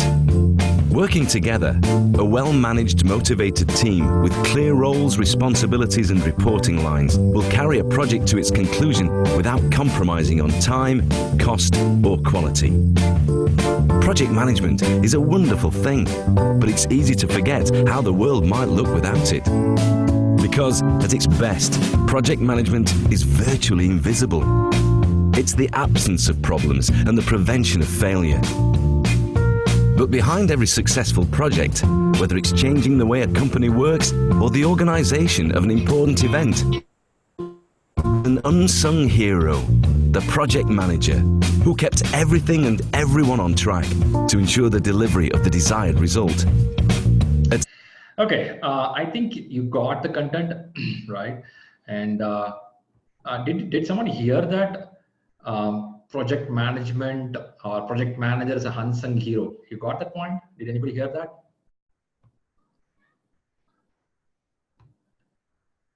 Yeah, did anybody hear that? It's a unsung hero, right? Why is Chaitanya worried? Okay, is there any worry? Okay, the point is something like the leadership team is something like you are behind the screen for the success. Don't expect your picture to be flashed there, right? When a World Cup being won by a football team or a cricket team, the hero would be the captain, the coach. They will not come in the front of the screen, but they are the one behind the screen who make the team to move forward. It's called servant leader concept. In this same video, you would have watched out, the best management is really invisible. They try to fix all the problems, right? And they make a smooth flow of things. People don't realize it. The moment that particular person or set of group of people not there, you will start things going bad. There you run every corner, who to fix, how to fix it, right? So the management is something inbuilt ingredient of things which is happening around your corporate, right? There is always amazing leadership team around you who makes your work really happen well. And you could be already a leader doing that part. Now, what's the role of learning project management is you are going to enhance that feature what you have with you already, the inbuilt ability to scale it up and to make sure that things happen smooth. I have always seen some of the people, I have heard the dialogue, when this person is there, things happen just like that. Without hurting anybody, without excusing anybody, work happens smoothly because they know how to set the roles, they know how to set the responsibilities, they know how to segment the work, they know how to get the right thing done by the right person. I'll repeat again, right thing done by the right person. It's one of the amazing art of good leader and good manager. And believe me, next 8 days, I will keep on talking about leadership skills, right? Don't go only with the managerial world. Manager is something making the task what is given to them. Leader is a person motivate the other person to think proactively, do on their own. Even when I'm not there, my team has to feel full energetic and do the work. It shouldn't be that when Shriram is out of the office, amazing, yeah, we all can go home early today. If that's happening, then it is only managerial things are happening.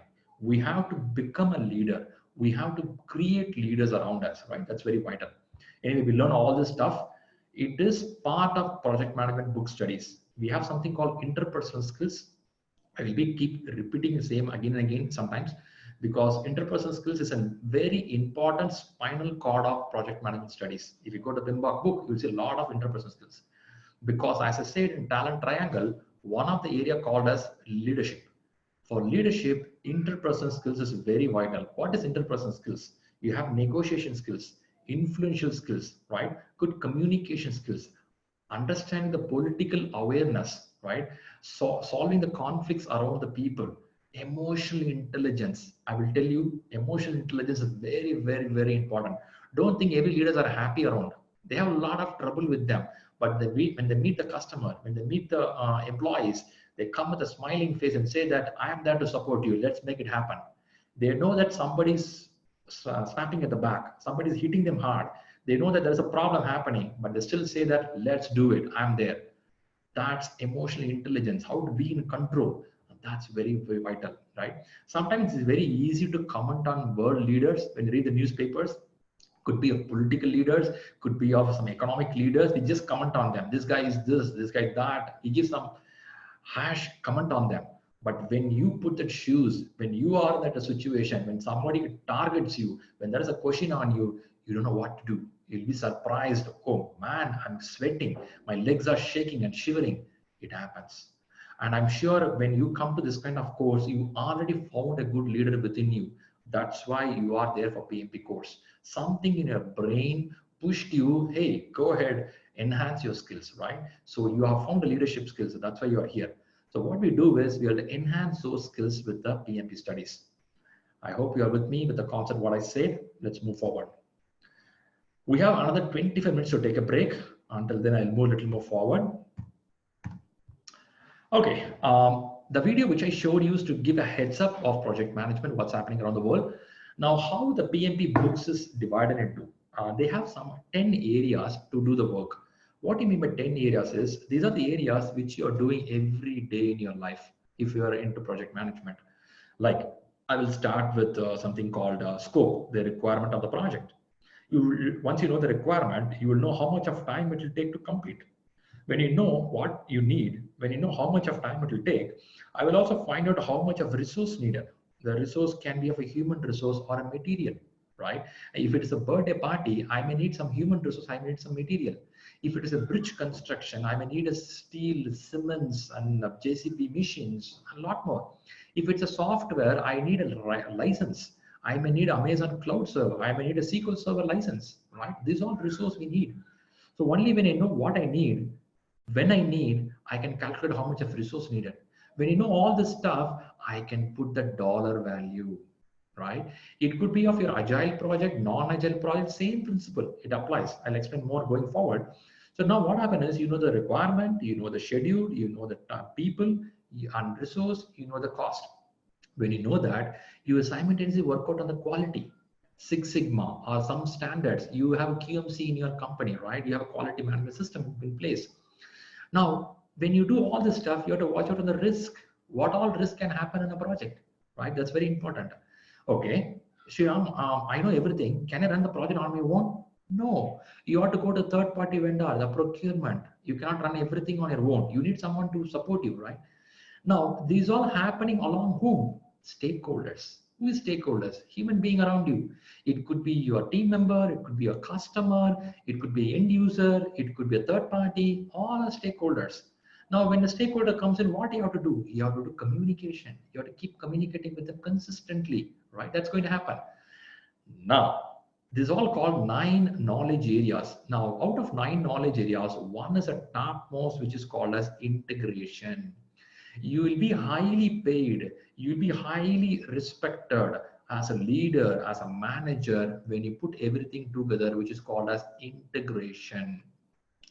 If you go to any music orchestra, there will be one person in the center with a small stick in his hand and do some action. Can someone tell me what's the name of that role that person play there?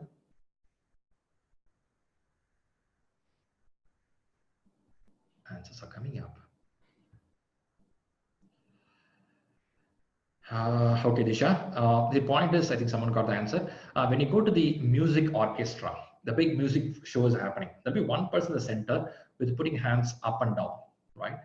And I think someone answered well. It's called conductor, the person who conducts a show that day, right? No, thanks for answering, Sai or Jagdish. Yeah, thanks for the answers. Now, what I mean by conductor is the person in the center is could be individual or could be group of people also. Now the person, the center conductor, knows a symphony of the music, what has to come out. It could be from a guitar, it could be from violin, it could be from a keyboard. But end of day, it should all gel together and become a good music symphony happening there. And the person in the center puts a right arm up, the person with the guitar will play the music there. Puts a left arm up, to play the keyboard there. Now, you being that conductor in a project, you will do the integration management. You will have the big picture of project in your mind. You will have the stakeholders need in your mind. You know the end goal in your mind. You will know the strategy of the company. You will know something which is proactively going to happen in the market. Now you will make the integration happening. Integration means connecting all the dots of scope, schedule, cost. That makes a project management, right? Don't be scared that do I need to do everything on my own? No. Each one has its own department. Scheduling, you have a department. Procurement, you have a department. Risk, you have a department. Now, what you have to do is you should know the big picture of the project. You should have the ability to keep things in control of making it happen smoothly. You will do in an iterative way, or it could be of a planned way. You can do any way what you like. But point is, integration management is a very vital part of project management. That's a reason it is very important to be a good leader to control all this stuff, right? I know this is what I'm going to explain you to your clear knowledge. Next 8 or coming weeks, I'm going to take each one. I'm going to explain you at least for 1.5 to 2 hours. This is called 10 knowledge areas in project management. What happened is I was showing you initiation, planning, execution. Those are called 5 process groups, and the 5 process groups starts with the initiation, planning, execution, monitor and control, closing. To do this 5 process group effectively, you should have knowledge in 10 areas. That's a 10 area which you're seeing here, right? Now, the book is divided like this. The book goes by 10 knowledge areas, which we have to learn one by one. Your exam will target on these areas. In this, certain areas are very crucial and important. Some areas are a little lightweighted. I will try to explain you. First 2 weeks of session, I will start with the lightweight because our human brain has a learning ability. You cannot learn everything on the first day. To be very precise, even now, some of you could listen well. Some of you, it'll be hard because you're not in front of the computer for a long time and your family may not support you. Some television running there, mobile is busy and you feel hungry, you don't have a food, it'll take time. So first 2 weeks, I'll go very lightweight. I'll set the ground for you. From 3rd week on, I'll start pushing on heavy subjects on you. In the sense, I'll give you a brain to get the flow of it. Once you get the flow, I'll start putting the point. I think that's a beauty which I got after learning psychology, how to make people learn things step by step, right? So just stay with me, and I'll tell you within 3rd week when you come, you'll feel amazingly comfortable. You'll feel, wow, I'm learning, right? That's how it's going to happen. So this is what we're going to learn in the next few weeks. This is called 10 knowledge areas, which you have to learn through, right? So what I do is I will quickly go to the next part. Yeah, okay. I know this sheet, some of you would have seen before. Again, I'll give a heads up on this sheet. If you look at here, this is called PMP sheets. In PMP sheet, what will happen is, I showed a pie chart for you. In pie chart, I showed you knowledge in process groups, initiation, planning, you have execution, monitor and control, and closing, right? This 5 thing. To do this 5 thing effectively, you should have knowledge in 10 areas. The knowledge is going to be of a scope, schedule, cost, and it goes furthermore, quality, communication, risk, procurement, stakeholder. And finally, you will integrate everything together to put everything together. That's connecting all the dots, right? That's how it's going to happen. I will take this 8 days of training as a project. This 8 days of training as a project does not start just today. We are start working for this at least 15 days back. That is called initiation. There is a thought from ShriLearning to run an online session to everyone. It's an initiating thought process, for which the planning started 15 to 16 days back. What to do, how to invite the people. Once the people come inside, how to handle them, how to involve them. Is it Zoom is good for them, which is good for them, is how it's going to be audio communicated, how material to be given. This is all called planning. We do all this planning, right? The planning was happening for the last 2 weeks. And from today, 6:30 p.m. IST, the execution started. You all started joining in. Things are happening now. Do you think everything will happen exactly as per the plan? No, it may not. There'll be some mistakes happening. Some may say that I can't listen to you. Our video is not clear. I'm not hearing the audio. Something can happen. Something can go wrong. My internet connectivity can get cut down. My power can go off. We will have some alternate options. That's called risk management. We'll handle the risk, right? We will keep the communication management keep on flowing, right? People who registered, you all got into WhatsApp group, and the support team was communicating to you when the class is going to start. And people from LinkedIn, you have been communicated that there is a first day training, come and join. That's communication management, right? There are scheduling factor there, costing factor there, a lot are happening. I'll tell you, these are not new. You know that, but we are going to put in a sequential way. That's what you're going to learn in PMP. Now, when I and the team is working out, we keep a monitor and control. We keep an eye on, are we really going as per the plan? We keep a validation of the requirement. We did a control of the schedule. We did control of the cost. We keep control of the quality, right? I'm asking you, hey, are you getting my audio? Are you seeing my video? Are you seeing my screen? I'm watching out. Is it really going well or good? And at the end of today, I will close the phase. Phase 1 is closed. Next week, phase 2 is closed. After that, phase 3 is closed. On the 8th week, the project is closed. I'll officially close the project telling that, guys, we've learned all this down. This is how we learned. We are going to follow up some stuff. After the project gets closed, we'll give some support until we clear the examination. So I'm taking this 8 days class as a project. This is how it works. The same applies to your domain. You may be from infrastructure. You may be from pharma. You may be in IT industry. Everybody has a project of a start and an end. And the way of planning will keep changing. And keep repeating, planning will keep changing. Okay, this is called as 49 process sheet. I will explain it as we go every day into this, right? Just want to show you heads up, but again, I'll repeat you. Today, I'm showing a lot of things to just to get a flow for you. If not, I'm going to expand this every other day when you get the classes. Okay, quickly we get into the part where we talk about PMism. What is PMism is, when you go to the PMP examination, the exam looks you as a person who has a knowledge of worked in a good amount of projects. And it will also expect you would have been touched with a set of 200 people around you, around 10 million of project. It's an assumption because the exam question sometimes will come like a massive project, right? For people going for a CAPM, it won't be that much hard. I know some of people in this group are going for CAPM exam, Associate in Project Management, who are less than 3 years of experience. For you, it will be direct questions. They'll ask direct questions, only 150 questions for an exam, right? It won't be that much hard as PMP. PMP will target questions on scenario, situations. They'll throw some situation and ask you, how do you tackle it? Because as a leader, as a manager, you're expected to solve this problem, solve this situation. Quickly, I'll see someone is throwing a question before I go to the next area. My screen passed. Okay. Okay. Is you're getting the things good? Anybody have a problem in listening to me? Are you hearing me? Are you seeing me? Okay. Okay. Thanks, guys.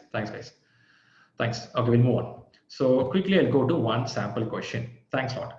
Now, what I'm expecting from every one of you is read this scenario question and choose one answer. Take time, read it carefully, and choose one answer.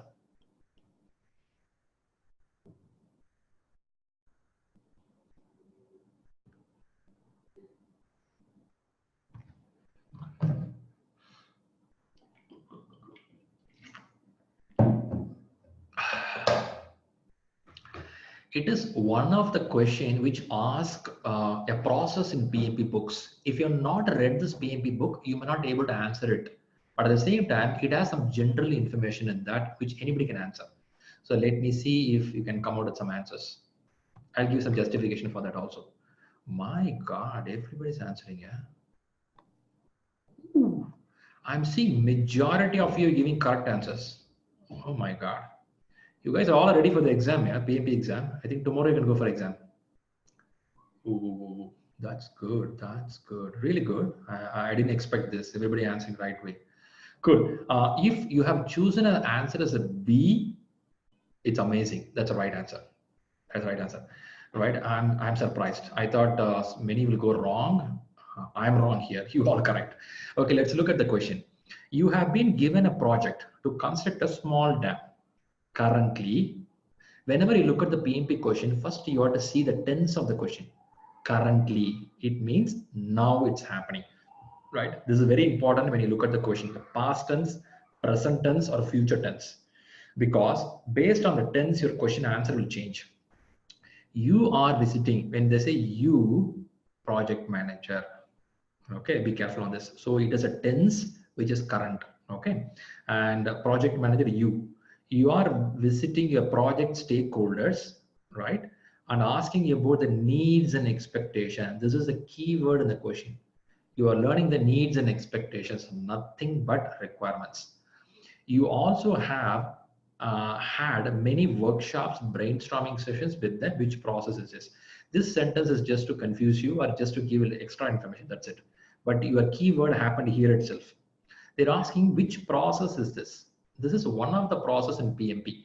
If you're not read the PMP book, it will be a little hard to answer. But if you are a manager already, you are part of the project, it's a general question. Now, let me see why other answers are wrong. Control scope. I am not controlling anything here. I'm just understanding here. So I can eliminate this answer. Define scope. Define means English word define says elaborating certain things. I'm not doing elaboration. I'm just understanding what they're asking for. So define also goes out. Identify stakeholders. No, that's not happening here. We're identifying the needs of the stakeholders. So that's also going out. So if you eliminate these answers, you will get collect requirements as the right answer. I know some of you chosen A, some of you chosen C. Maybe slight confusion is there, but if you read a little bit about the requirements, you would have got an idea. And as I said, look out the tense of the question, look out who is being asked. I'll repeat again. Whenever you look at the PMP question, you have to see what is the tense of the question. Is it something happened, going to happen, or happening? First thing. Second point, is this question asking about the project, or is this question asking about the project manager? I'll repeat again. Is this question asking about the project manager or a project? Is it on a human or on the process? When you know that, you will be 50% done with your answer. Rest all, you have to watch out the keyword. I'm going to help you next 8 weeks to understand how to look at this keyword. You just be with me, listen to my brain, you will get how to look at the keywords. That's going to be easy to crack your examination.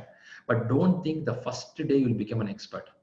Ronaldo, it took long years to be an expert to kick the football and make a goal. You all watch Ronaldo football kicking, right? Amazingly, in a long shot, he can kick and it'll go exactly corner of the post and it gets into the goal. It looks amazing. It looks like a magic, but it's not a magic. Practice with the systematic way. If you practice without system, nothing will happen. You have a systematic way of happening, right? That's one thing. Anyway, I'm really happy with everybody answering. I'm so much amazed. So since you're so much clever, let's go with one more question for you. You said project and project manager. Am I right? Yes, you are right, Sri Ganesh. Project or project manager. Is it a project or project manager? I think I have a justification for the answer. You are visiting stakeholders to discover their needs and collect their requirements. This process is known as collect requirements. I know it's a very simple question, but again, it try to help you to understand the flow. Now I have one question which will help you. Some of you would have attended some of the webinars, will listen to the same question, but try it out. This is scenario questions. Read the question carefully, choose the answer.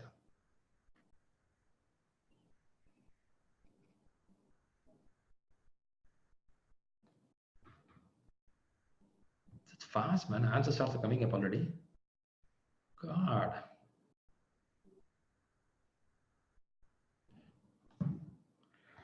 You guys are amazing, man. I think some of you are ready for the exam already. Okay, that's interesting. That's interesting. I believe you are all understanding before answering there. Okay. Okay. I'm seeing other answers also coming up.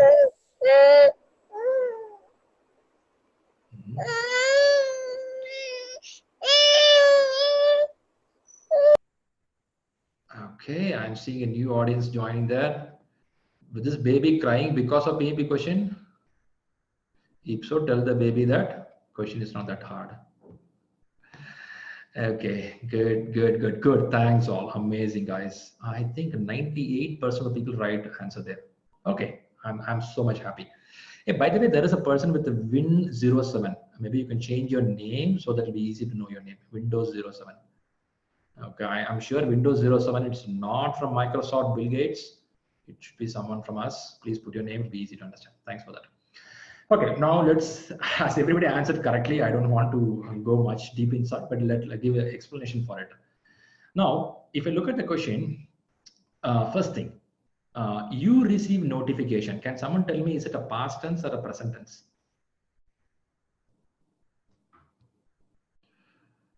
You receive a notification. It's of course normal English, right? Anybody can understand. It's a present tense, currently happening. Okay, so something is burning under your foot. First point. So your action should be amazingly great. That a major item. Watch out this major item. If this item is not there, your project is going to shake. Your purchasing for a project will be delayed. Something's not going to happen well. What is the best thing? Watch out the best. In PMP question, they use the word best. Why they use best means all four are already correct. Only out of correct 4 choices, 1 will be best. In PMP, these guys will play like this. They give a question, they'll give an answer. All 4 answers will be correct answer. Only 1 will be the best answer. It is something like a football team or a cricket team. It'll be a fit player of 4 people standing there. They'll ask them to choose 1. How to choose it? The captain has to choose based on the need on that time, on that day, on that situation, and looking at the opponent. Based on that, they choose the player. The same way, you'll be all 4 are correct. Out of that, 1 will be the best one. How to target the best one? Let me go one by one. They say pre-plan your project to accommodate this delay. Pre-plan. We are talking about the present situation. I don't want to talk about pre-plan here. So this is strike out, not needed. Notify your manager, right? So now, if I go and notify my manager may not feel happy now, because the manager is a person who wants to know what solution you have. Rather, he or she can give a solution to you, right? So notify manager may not be the first choice. It can be a second choice, but not the first choice. You have to strike it out. Let the customer know about it and talk over options. Yeah, you can do that. But before doing to the customer, have you ever discussed with your team? So in that case, this is also stricken out. The third and fourth choice goes meet the team, because you're going to meet the team and find an alternate option. If this option doesn't work out, I will walk to my manager desk and tell them, you know what, I discussed with my team. My team could not bring out with an alternate option. They're stuck there. Can you give me some options? My manager is an expert. This guy is from IIM, Harvard University, and say that, you know what, our company has done such a project 3 years back. Go look at the historical record. Take some answers out of it. We will use that option. Can be one of the options for a manager. Don't always think manager is an enemy. Manager is your friend who to help you, because one day you will become a manager, right? So now the second choice. If second choice also doesn't work out, or your senior manager says that, guys, this is above our head, why don't you discuss with the customer and inform them ahead that something is not going good, right? So I will try with this option. Doesn't work out, I go to the manager, then I can go to the customer, right? Because customer, if you go the first day itself, it may not work. You have to first alternate options, you have to find out, right? And pre-plan can be for the next release, next project. This can be used as a pre-plan. But for now, it will be first part of going to the team on this situation. If I change a few words in this question, the same answer will change upside down. So if you put if and but in this question somewhere here and there, the question will totally change, and the answer also will change. But for this question, this point of time, look like meeting the team is good. And again, I'll refer back to servant leader concept. If you go to servant leader concept, as a project manager, you will first discuss with the team to understand the pulse of the team. We'll get some options. Then you'll go to the next set of people. So that's one of the choice I want to share with you. I think some more answers are coming up. Please, is this about the project or the project manager? Not quite clear how it is for the project. Okay, it's talking about a project manager. Okay, what's happening is you receive notification. You're talking about you receive notification. right? It's about you. Thanks for that, a beautiful question you asked it. You receive a notification. Now, as a manager, what is your best choice? It's a pure human factor of meeting the team. I believe I've answered your question. Right? Yeah, great. Cool, that's fine. But don't get carried away. This is how all the questions will be. Some questions can be very simple than this, very straight to one line. Some questions can be a little bigger than this. I just want to give a flavor for you. If I go to any buffet, a hotel, first I'll go to all the buffet item and open and see the item, what is there, to get the aroma of it, to at least taste something in the desserts, to get a feel how the food is. So in PMP of 200 questions, I'm giving an aroma, I'm giving a flavor for you, I'm giving a taste for you. Don't think every question will be this way. This is just a taste for you. That's it. Okay. So anyway, I'm going to help you with a lot of questions going forward. By the way, as I said, we hit the exact time that it's time to take a break. But to be honest, I have a good amount of chunk of content to be explained to you. On the first day, I will maintain the little slowness to make you all understand the language, the way I'm communicating. So that's why I'm going a little slow. But if not, I have a lot of content to explain you.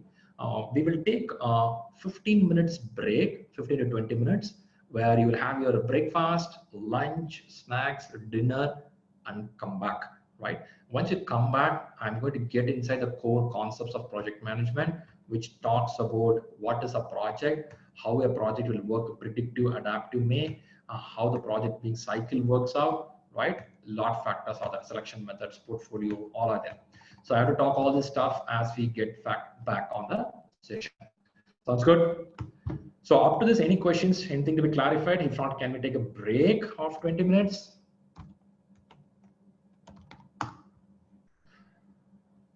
I know you all need a rest because of continuously pushing content on you. How is the training program designed? I think Chaitanya, you would have observed the first I gave an agenda. The training program will go for 8 Saturdays, and it will be 4 hours program for every Saturday. It will be explaining all the concepts one by one. Did I show you 10 knowledge areas? All the 10 knowledge areas going to be explained to you one by one in this classes. That's how it's planned. And after which the video will be shared with you once the class gets over. So what I do, people who want to go for the breakfast, keep move out. People who have a question, you can stay here and try to help you. Okay, I'll give a break here. I'm trying to help the people who have the questions. Who just joined for demo, please contact our support team. And if you want to continue, you can keep continuing the class itself. It will keep going on. You can do the registration later also.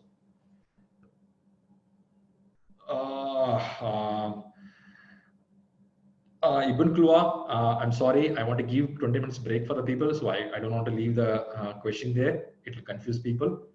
So let it be here. Chaitanya will talk about career part, as this is a PMP certification session. Career part, yes, we can discuss about it. You will be with me in the WhatsApp, you will be with me in the LinkedIn, we can talk about it.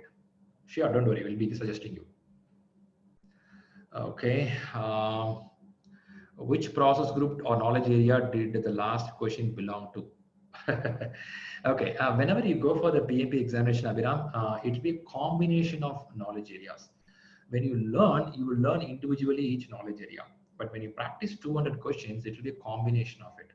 It will be a combination of resource management. It will be a combination of risk management. Both combined together, we can tell that question would have happened because it have a resource and also the risk management, right?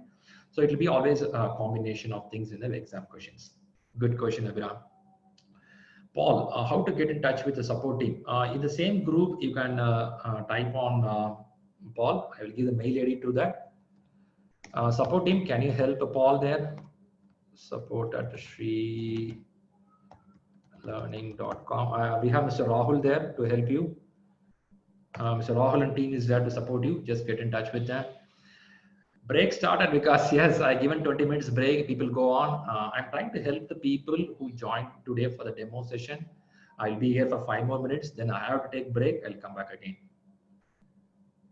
Okay, that's how it is. Any more questions from the team here? Okay. Good. I think you are getting good. I would tell everybody who are joined today and keep continuing on the session. Let's go for another 1.5 hours. After learning, you can get in touch with the support team and get yourself registered for the upcoming classes. So with the no more questions, I'll take a 10-15 minutes break so that I can catch up some refreshment to be very strong for the next 1.5 hours. Thanks all. We'll take a break here. Okay, I'm back.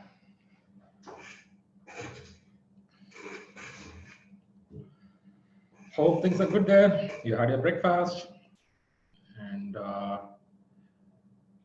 okay, who are there?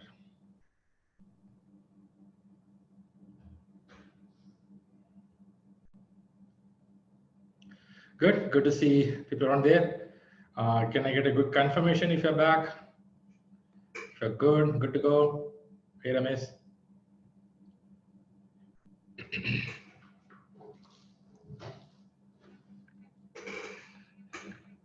Okay. Thanks, Sandeep, Rajan, Pradeep, Dipakar, Vinay. Okay. Thanks, Sandeep. Abhiram, good. Abhiram, it's a very late night for you, right? What's the time there for you? Should we meet in the night?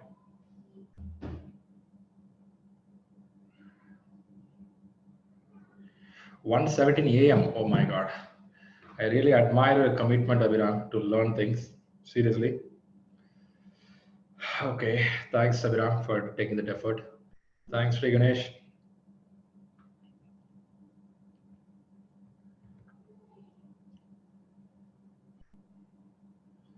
Thanks, Giri, for joining back.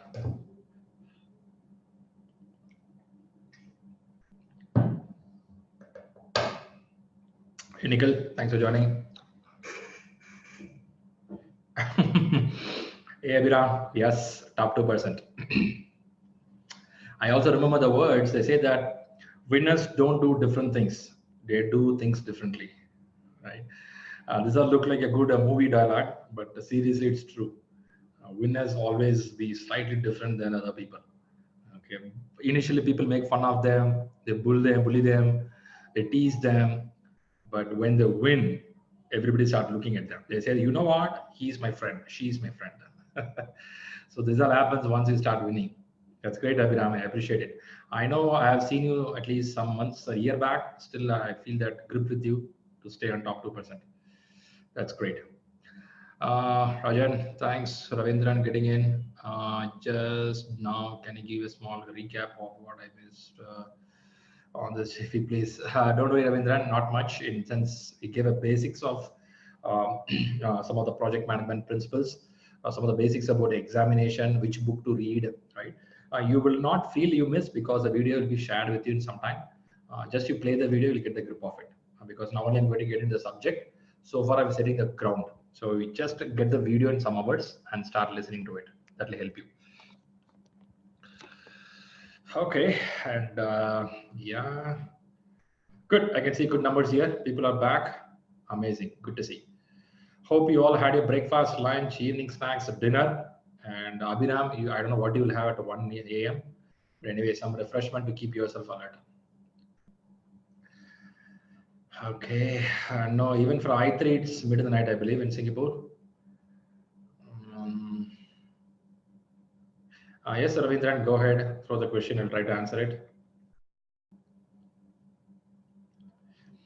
Maybe for the Ravindran benefit, I will just recap once so that he'll also get a feel of it.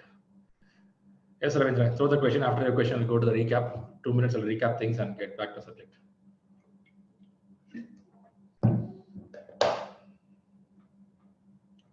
Oh man, Ravindran, that's a good question. Want to migrate to Canada? Yes, of course, right?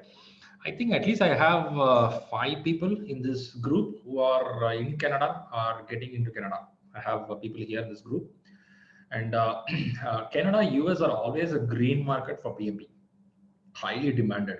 When they say highly demanded, when you apply for a job description, the first line or second line will tell that you should have PMP, right? So, but again, I'll put a very clear point here. Don't think that the moment you get the PMP, they will give you $2 lakh as a salary and give a job first day itself. No, that's not the message here. The message is the moment you complete PMP and apply for the job, you will be invited for interviews. Apart from 10 people who have, if I have a 10 resumes in my table, 2 with the PMP will be invited for the interview. But how do you do in interview room? It's purely your interpersonal skills, right? So guarantee what I can give is PMP will make you a unique person in the market, where it will take you to an interview room.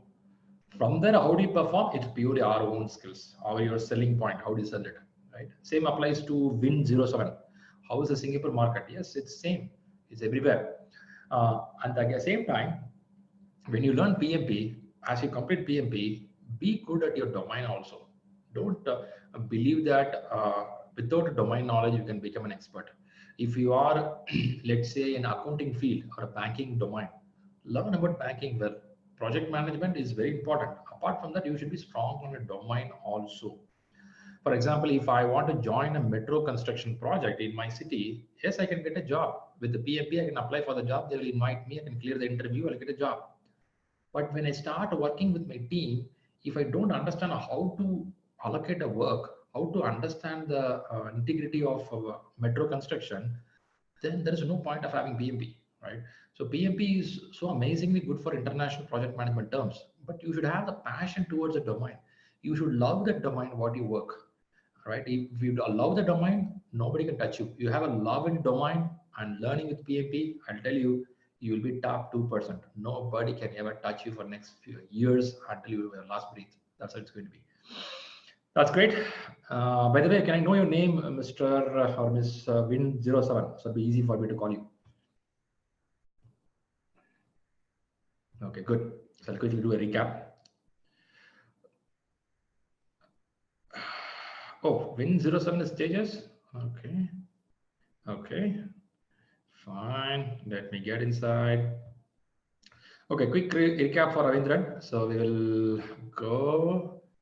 People who did already, good, just to recall things. Not only for Ravindran, for everyone. We set a goal in the beginning, tell that we're going to learn the international project management terms. We're going to get PMP certified.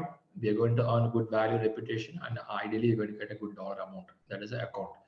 I know some of you are smiling, saying that, no, I'm not interested in money. It's okay. But again, you will get it. Some of the time when I interview some of the candidates, I'll ask them, why are you changing the job? They give a lot of reasons, telling that, you know what, I want a challenging job. I want to be proactive. I didn't feel more interesting in my current job, so I'm moving on. Nobody tells that I want a salary hike, I'm changing the job, right? So if I'm a person in front of you, I will definitely tell that, yes, I want another 35% salary hike, I'm moving on. So I'm committed to my work. I love my domain. I know the management. I can make your company win. I can make your project win. At the same time, I should also win. My value also should go high. My dollar value also should go high. Let's be straightforward. If they like it, they'll give a job. If they don't like it, that's okay, fine. But I'm clear on what my point is, right? Sometimes I feel they don't do it. Swapnil, can you please put your cam off? Thank you. Okay, good. Quick recap. Okay, and yeah, introduction we're going to have on the second day. And here is what we said. That is 8 days of session. What all the subject going to be covered. And we got into the stats of how many people clearing the examinations every year, and the stats keep on going high. 2019, we can see a good amount of people clear the examination. So this is one important thing.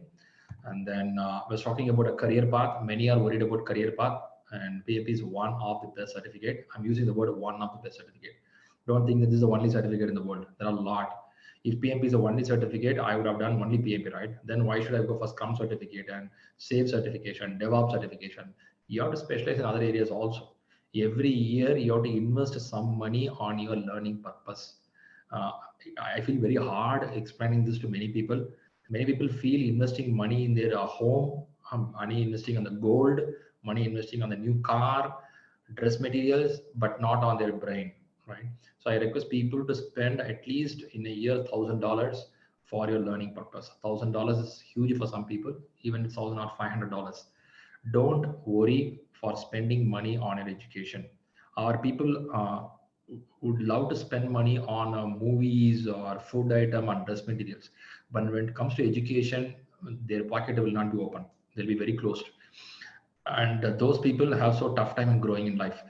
If you see any top 2% or top 20% people achieving in this world, they spend time, they spend money. Money doesn't mean that don't close your eyes and put the money.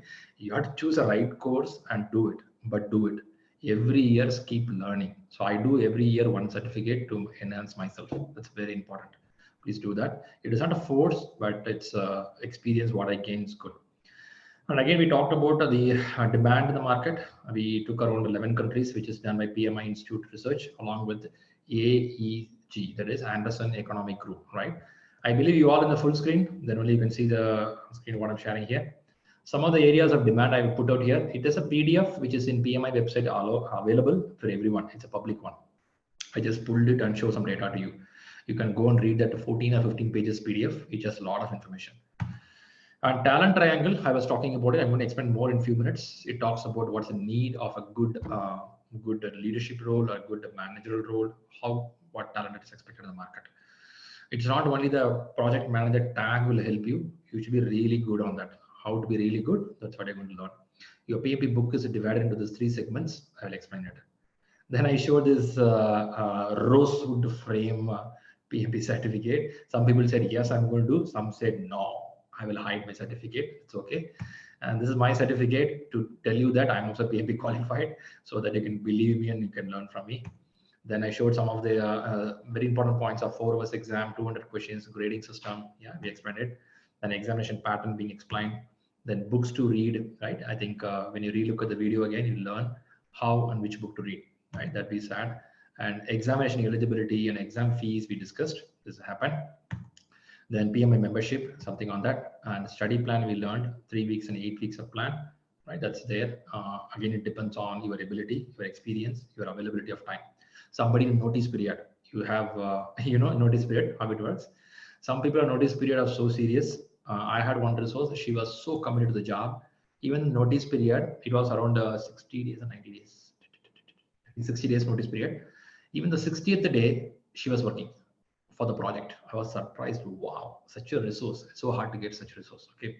There are some people, they decide they want to resign the job. 1 week before they resign the job, their body language will change. The way they talk to the people will change.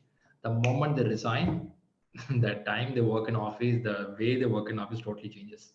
Okay, it's okay. It's one fun part of it. But reality is, the moment your notice period, you'll get enough buffer time. You start doing more learning process. If you are in that place, yes, you can learn a lot of stuff faster.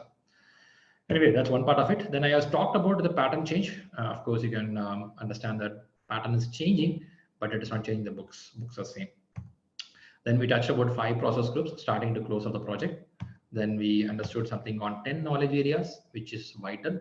So your exam or your learning purpose is going to be something like, your learning purpose is going to be 5 process groups, 10 knowledge areas, and 49 processes. This will be your PMP stuff, right? So you have to remember the numbers 5, 10, 49. Okay, when I say 10, I say 10 areas here. Putting everything together, it is called integration management. That's how it's going to be. So we learned that stuff. Then quickly we'll move on to the next one. Yeah. So I showed you 14 process sheet. I'm going to talk more about it. For now, just hold on. I'll go to other areas and come back to you. Then we saw a couple of questions here to understand how the exam questions will look like. There we stop for the break. Now let's get back to the subject. Okay, meantime, some question is there. Let me see. May not be relevant question, but yes, DevOps certification need coding experience. Little bit needed coding experience, Chaitanya. Yeah, you need little experience, not much, little bit. Jagdish Friend, I think we're going to talk about this as we move forward. Don't worry now. Because how many hours I spent in the chapter timeline. Yeah, we will read about this Jagdish Friend. I'll explain you how to do this. Don't worry about it now. Let's start learning the concepts. I'll tell you one thing, everyone here. Don't be too much urgent. Don't be worried about material. There's 2 things I want to tell you. There are some people so much urgent to clear the examination. I generally recommend don't do that. It's not a good practice. Really, there is a mad need. Please do. If not, give time to digest yourself subject. Okay, and don't worry about the material and follow up. I'm here. The team is going to be here. You're going to be guided step by step, everything, right? So one thing I want from the team is total focus and commitment on learning. That's what needed from you. The rest all automatically happens, right? So it'll be on your plate. When you join the WhatsApp group, the team is going to continuously follow up with you and help you. You'll get clarified. But point from your side is you should have a commitment. You have to wake up early in the morning or sit sometime in the day and read it. So that's very vital. If you can give that point, the rest all automatically happens. So don't worry about other stuffs. So let's start focusing on the subject now. Getting back, we have another 1 hour 28 minutes to close for the subject. We'll go for some more deep insight. Let's get into what is project. Now the question starts with the what is project. A project is a temporary endeavor undertaken to produce a unique product or service. This is a definition from the PMI website or PMI books. So I'm sure many of you are aware of what is project all about. In a sense, they use a term called temporary. They use a term called unique in nature, right? And what do you mean by temporary? Temporary can be a short time of 1 day, could be of 8 days of training, what we're going to do, could be of 6 years, a dam construction, could be of 4 iterations, a software development. It's a temporary nature. It's unique in nature. I'll tell what is unique now. When I say unique, it is going to be the first design. It's going to be the first product coming in the market, right? But if you ask me the question, what if it is not unique? If it is not unique, it becomes an operations. It becomes a manufacturing stuff. Let's go a little more deep. By the way, what is project means is a temporary endeavor undertaken to produce a unique product or service. I think product is something, a material. A phone like this. The first time the phone design happened, the first time when they made a design, it had a set of team, a project manager with a set of people made a first design of this phone, right? And they took at least 3 months to complete the design and make the phone ready and keep that in the CEO table of that company. The CEO looks a phone, looks amazing, great, and feels that this is really good. Let's manufacture 1 million phones like this. And he or she handovers this to the operations team or manufacturing team. And that team will produce a lot of phones in the market in the next 2 to 3 years, right? That becomes operations or manufacturing. But the first time the project manager along with the team designed this phone with a 5.5-inch screen, with the camera, this stuff, all, that's called a project. You will involve in that project, which helps to bring out the product to the market, after which it becomes an operations. Some managers do both project and operation, but it is not recommended. Generally, doing only the project, it will be much focused because you did a phone for iPhone 6s or 7s. Once you're done with this, the same project team along with the manager will move to iPhone 8s or 9s. After 9s, you'll move to 10s, right? Once you're done with the iPhone 10, you will show a model something like this after 1 year. The company approves it, after which it becomes a manufacturing. But the point is, it is temporary nature. They have a timeline when to complete it. It is unique every time they do it, and it is a product to the market, right? Now the question is, I'm talking about product. What about service? A project can also have a service in the sense, I'm going to, let's say New York. I'm going to stay in a Holiday Inn hotel. Once I land in New York, I go to the Holiday Inn. I'm going to stay there for 8 days. The moment I enter, there'll be one manager in that hotel who invites me. Welcome to New York, and you're going to stay in this hotel, and I'm your manager. I'm going to help you for next 1 week of all your help needed on ground. And for that 1 week, the time of which is a temporary, which is going to be of a 7 days, and the service is going to be then output. When I close the 7th day, I come out, I shake hands with this manager and say that, amazing, I had a good time staying in this hotel. Thanks for your service. Here, you don't get a product as an output. You get a service as an output. But it is also a project for that particular manager in the Holiday Inn hotel, where they have you as a customer. They have a timeline. They have a cost involved. They have a requirement there. They have a lot of ingredients behind that. That makes a project. Now, after 1 week, again I go to Holiday Inn. Again the same manager. Can I call it as an operation or it is a project? Can someone answer me on that? I'm going to New York again, second time. I'm going to the same hotel, Holiday Inn. I'm meeting the same manager. I'm going to stay this time 8 days instead of 7 days. Yes, absolutely. Everybody says a project. It's a project because it's a project. Because you can come from private to public chat. It'll be easy for people to see. Yeah, and it is a project. Why? Because even though Shriram is same, even though the manager Albert is same, but the timeline is different. The dollar value by the time is different. My requirement may be different. The first time when I went to New York, I went for a business trip. The next week, when I went to New York, I went with my family for a vacation. The requirement will change, slightly ingredients changing, that will make us a new project, right? It just won't become an operations. Anyway, I'll explain you more on this. But for me, get an idea, a project is something unique in nature. By the way, don't expect this question in examination. They won't ask you what is the project. Okay, it's a PMP exam. It's not a board exam, so don't expect it. Just to give a feel of what is a project. Now comes the real game. Okay, now I will talk two types of stuff happening in the project. I'm just giving a heads up for you about the project. Predictive and adaptive. What do you mean by predictive? What do you mean by adaptive? See, there are certain projects which is predictive in nature. There are certain projects which are adaptive in nature. I believe you are good with the English term predictive. Predictive talks about how much you are aware of things when you start the work. I'm a little more aware. For example, this bridge construction, the government is aware that they want to do a bridge construction in Los Angeles. In Los Angeles, they want to do a bridge construction. They know it's going to be 10 miles length, right? 10 miles length. And they know the breadth, they know the width, they know the sustainability, they know the capacity, they know how much a vehicle will pass per year. All these requirements are with them.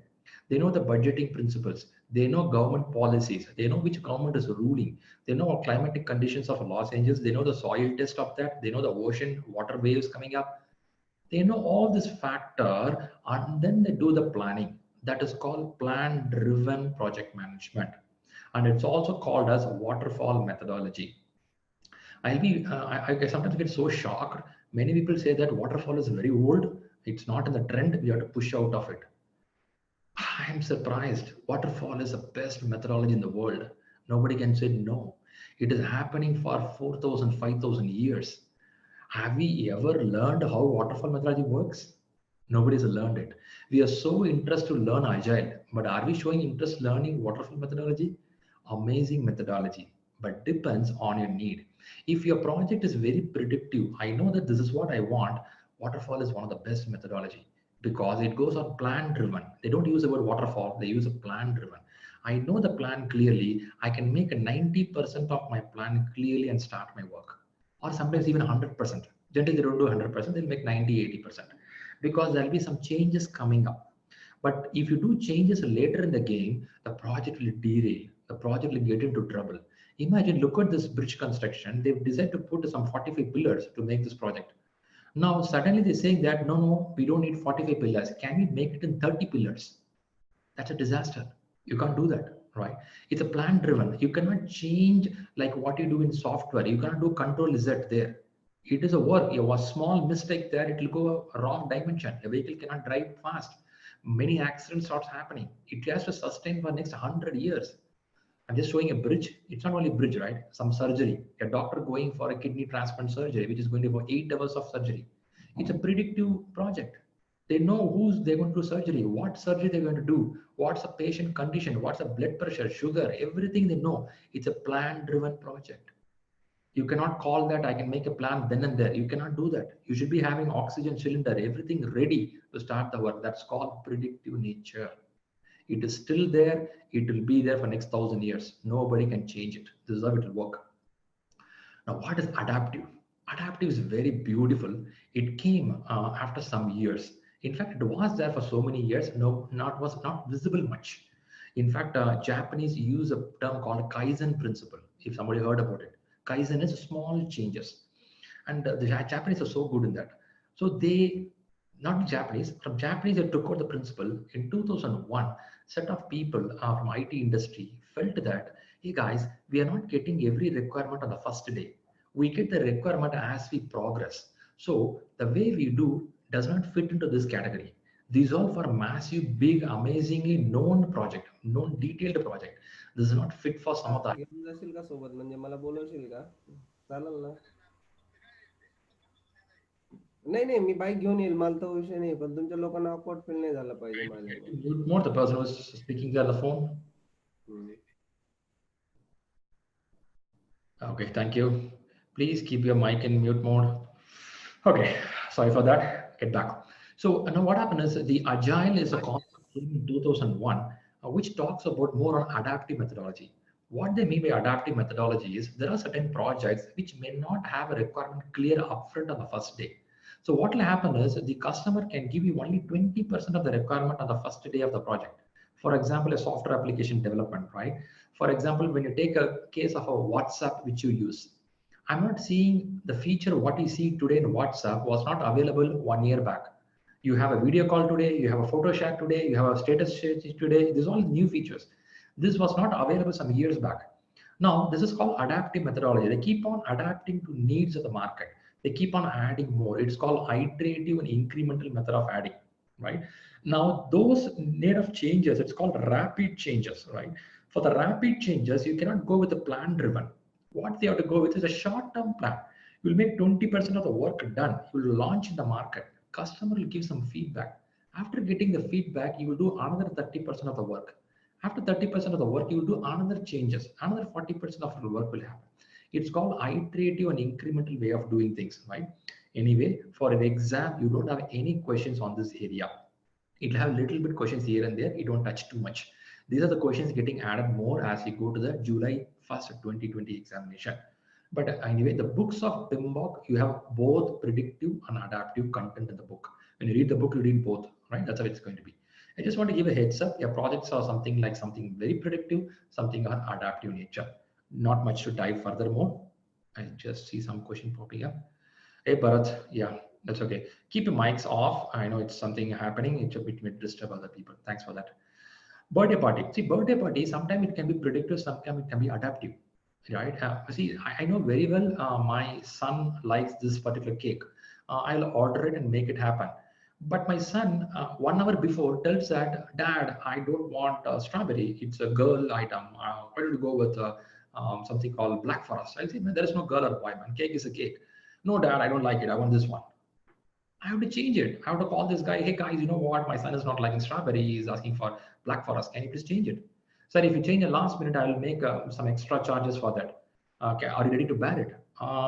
Yeah, we'll do it. Go ahead. Can happen. So the project can be predictive, adaptive, mix up. You cannot tell this is predictive, this is adaptive. Now, why I put a mix up content here is when you go to project management in current world, it is always mix of both. It is called as a hybrid model. Nowadays, every company is adopting the hybrid model.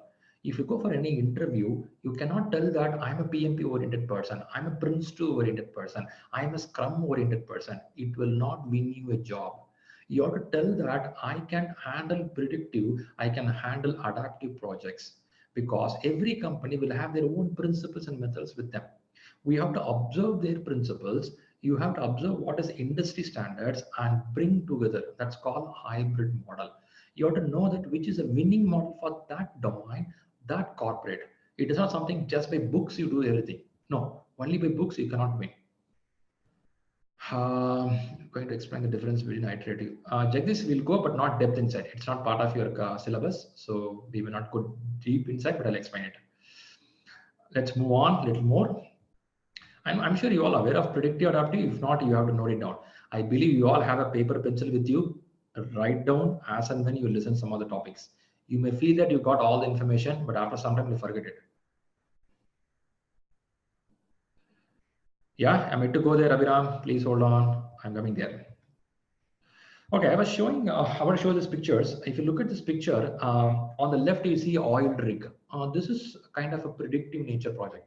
You will know where to do, when to do, how to do, and this will be systematically planned. You cannot go in a way of adaptive nature. It will be predictive nature. Very clearly, they will do this project. If I go to McDonald's setting up the center is a project. After setting up the center, every day the burger comes out. That becomes an operations. That becomes a process. Every day it happens. But setting up the McDonald's is a project. If I want to add one more block in this McDonald's, it's also a project. But every day you serve the customer, that becomes an operational activity, right? Wedding planning. Every wedding plan happens, Mr. and Mrs., it's going to be a project. You go to different venue, different people, different taste of food. That's going to be different projects happening altogether. Mobile applications, always it's a project. Each mobile application is a project.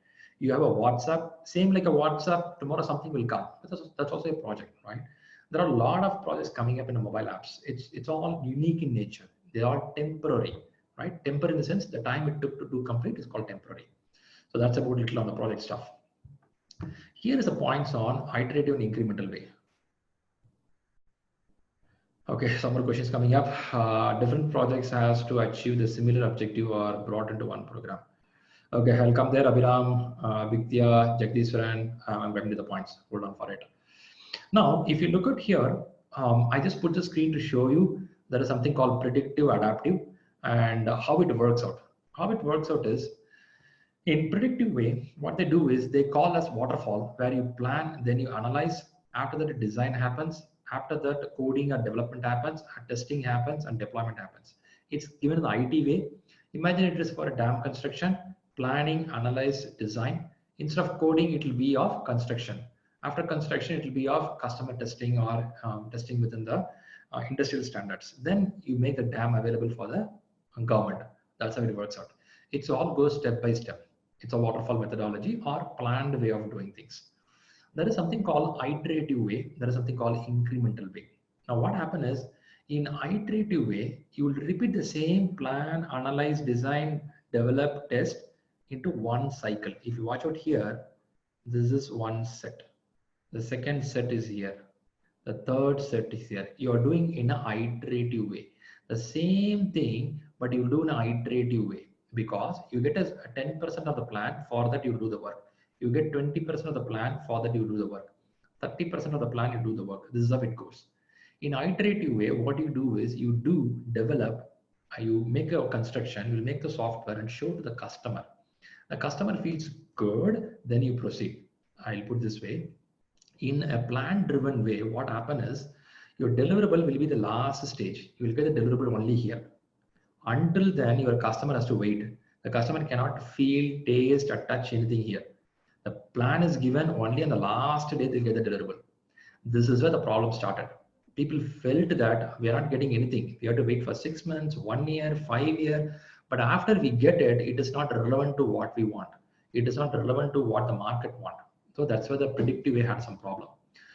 Now what happened is in iterative way, we do the same thing, but every time we'll show a piece of work to the customer. Once you do some part, you show it to the customer. The customer can know what is happening in the project, but again, the deliverable will happen only on the last day. Only finally the deliverable will happen. Until then, they have to wait. But still, they can get a feel of it. You mean you can come to the, imagine there is an apartment construction happening, a building construction happening. Customer can visit the apartment construction, take a look of how things are coming up. Oh, this is good, this is bad. They can give some suggestions. This all will happen. But only on the last day, you'll get the key of that villa or apartment. That's how it will happen. But you have a chance to see what's happening. That's an iterative way because you give some changes, work keep moving on. There is one more thing which is called as incremental way. In incremental way, that is slightly for different set of projects where you do the same plan, analyze, design thing, but you will give small chunk of deliverable to the customer. I'll repeat again. Here, you give deliverable only on the last day. In an incremental way, you will give deliverable then and there. What I mean by then and there is, here you'll give one deliverable to the customer. And again, you'll give one deliverable here to the customer. You'll give one deliverable here to the customer. What it means is the customer start tasting the flavor. The customer start using it, how it is. Same like your WhatsApp.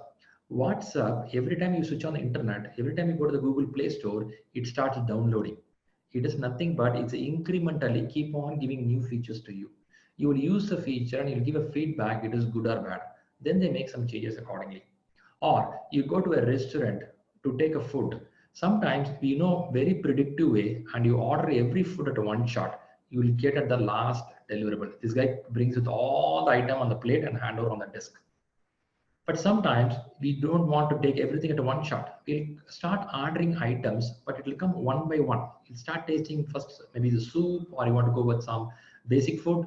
Then you go with the starters, then you go with the main course. It will keep on adding incrementally, right? That's happened. There are a lot more factors inside this agile way when you go to the incremental iterative way. When you mix both iterative and incremental, that becomes an adaptive approach. It is also called as agile. What it means is you keep showing a demo to the customer. The demo is accepted by the customer. Then the customer takes a deliverable back home and they use it. They come back with the feedback. It's a iterative and incremental way, right? So this is highly good explained well in one of the PMP pages where I'll show you an agile certified practitioner book is there where they explain about iterative incremental way. but not for your examination purpose.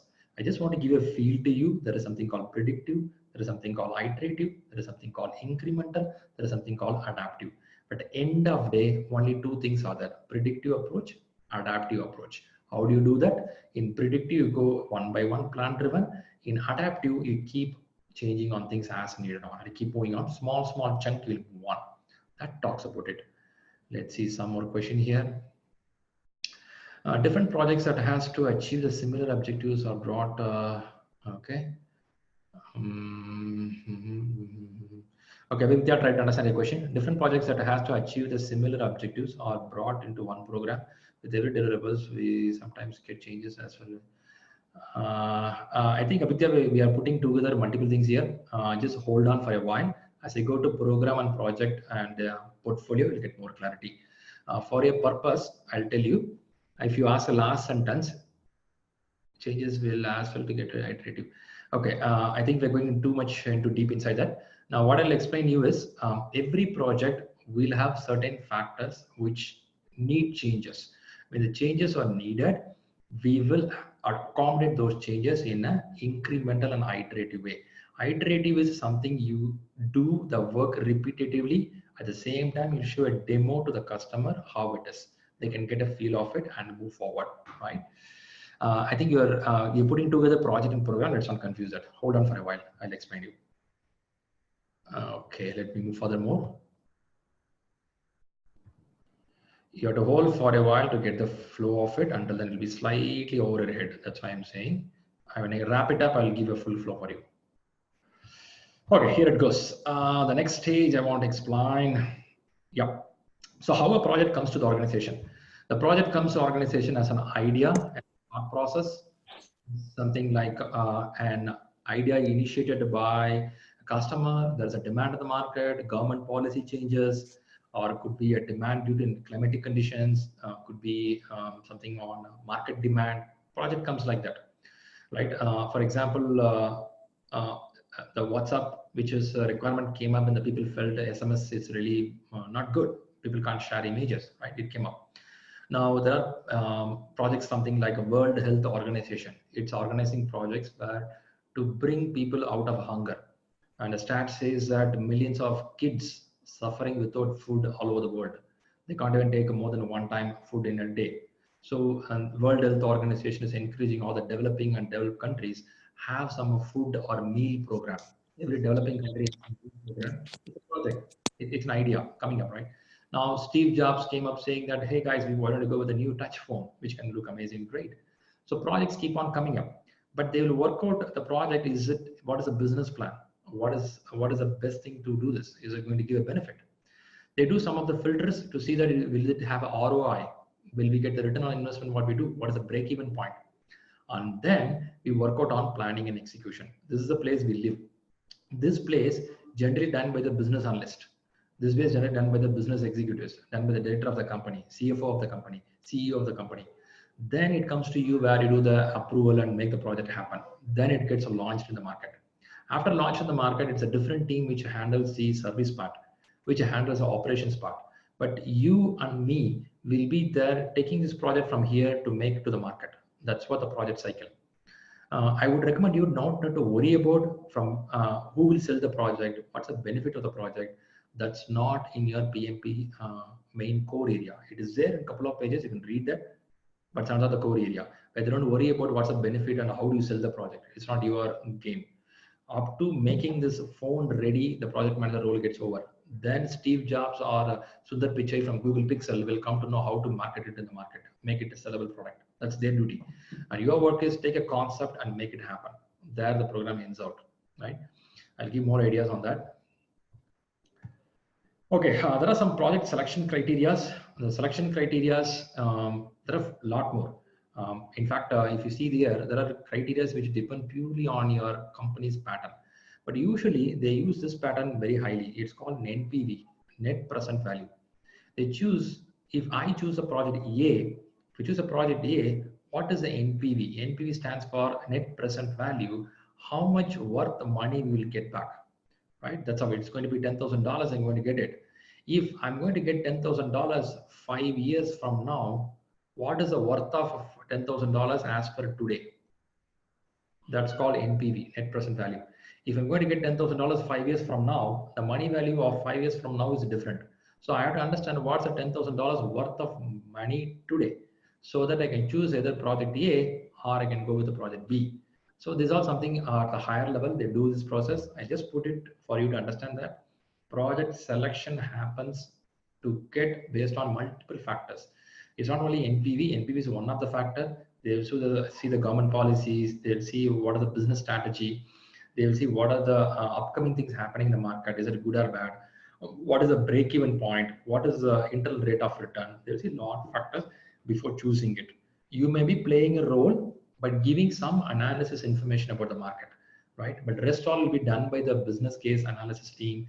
There will be some a sales team who understand what is the market demand. These all will be done by them. Just want to give you a feel that how the project is chosen. Okay, here it comes. I think Avidya, from here I will start connecting with you. Now it will be useful for you. I think you're asking about the project program, right? This is what the point is. Now, there is something in the Pembroke book which talks about where the project stays and how the company structure look like. If you look at here, in the picture, you will see something called strategy. Then you will see a keyword called portfolio. Then you will see a keyword called program. Then you can see a term projects. Then you see a term called operations. Let me go one by one. Now, strategy. What do you mean by strategy is every company or every organization or every country and every financial organization in the world will have some top strategies to achieve for the year. Let's say we are in 2019. Whatever company you are working, your company will have some top 5 strategies to achieve, right? Some strategy will be the strategy will tell that increase the share value by 0.5%, right? Increase the goodwill of the company name, increase the sales by 1.5 million. These are some strategies. Strategy sets at the higher level, but how the strategy will be executed? See, strategy will be happening in the boardroom with a set of executives like CEO, director of the company. But end of day, someone has to do the work. Without the work, the strategy will not win, right? So the strategy should get percolated to the down layer to the team. How to do that? What they do is a strategy will go through the portfolio of a company. What do you mean by portfolio? Portfolio is something like this, right? If I take Amazon has multiple portfolios. Let's say 2 portfolios what they have. They have a retail sales as a one portfolio. They have a cloud computation as another portfolio. They are now working in other portfolios also. See, these are some portfolios which is giving them a revenue back. Retail is something online application selling books. Other are material. They sell some retail items in every country. They have $1 million sale in each country. They know when the festivals are happening. They do some sales on that. Cloud is something but a software related server availability, which is earning a good amount of money for them. They also have some products for softwares they're selling in the market, right? Amazon. If you go to Google has an email as one of the vertical, which they call one portfolio for G Suite. If you go Google, they have G Suite as one portfolio, right? They go for automated car as one other portfolio, right? They also have a cloud computation. That's also one of the portfolio. These are different portfolios. Now, why we need portfolios? For example, if I say 5 strategies to increase the share value by 5%, I cannot do everything by G Suite itself increase the 5%. The cloud also should improve. Automated car also should improve. Retail sales in India, US, Canada, everywhere they have to improve. Cloud system also should improve. I'm just showing some big companies to know your name. If you go to Ford, they'll have a different way of doing things. If you go to Warren Buffett, he has some organization where they do cable operations. They'll do some other operations. They have the portfolios to running through that. These are the portfolios which will help the organization to get back the revenue, get back the goodwill, get back the business in the market, right? They keep adding more portfolios going on. Now that's portfolio. Now the strategy goes to the portfolio. Now the portfolio has to divide that and give it to the team. How they do that? Under a portfolio, they have a lot of programs happening. If you take a G Suite will have email as one of the group of programs. They will have a shared drive as one of the programs, right? They have multiple programs below that. Now, a portfolio will have collection of projects which put together that will become a programs. I'll repeat again. What will happen is a company setting a strategy at a higher level, should percolate down to the project team to make it happen. How they do that? They will first find out the portfolio in the organization. No need to find out, it will be there. Every company will have set of portfolios which makes a company to move forward. Now each portfolio will have a set of programs. When I say set of programs, if I say Google is working out on automated vehicles. Now automated vehicles, they have two programs in that. One is automated vehicle for cars, automated vehicles for heavy vehicles, HV, right? Now, under automated vehicles for car, they will work for luxury car, or it could be of a cab facility, or they could be for physically challenged people. They have some car facility happening. Different projects will happen. If they go for heavy vehicles, they work out for a school bus. They can work for heavy trucks, which can be automated, right? This is one program which works only for the car. This is one program which works only for the heavy vehicles. Now, what's the beauty of putting all this together? The beauty here is they share their resources and knowledge learned in the project. If a luxury car can give some information to the cab facilities, it will be useful for them. For cab facilities can give some information to the physically challenged people driving the car, it's going to be useful for them. Ideally, they share the resources. When I say resource, it could be human, it could be material, it could be knowledge learned, right? Whereas a car-based knowledge may not be useful for heavy vehicles. Now, heavy vehicles will be school bus or truck. They can share the knowledge with one another. I'm just giving one open example. If you slowly look at your company, your organization, you will see set of projects will be accumulated together, which will work under one program. Now, that program will be led by one program manager. I'm sure some of you in this group will become a PRD program manager. You will have only related projects under you.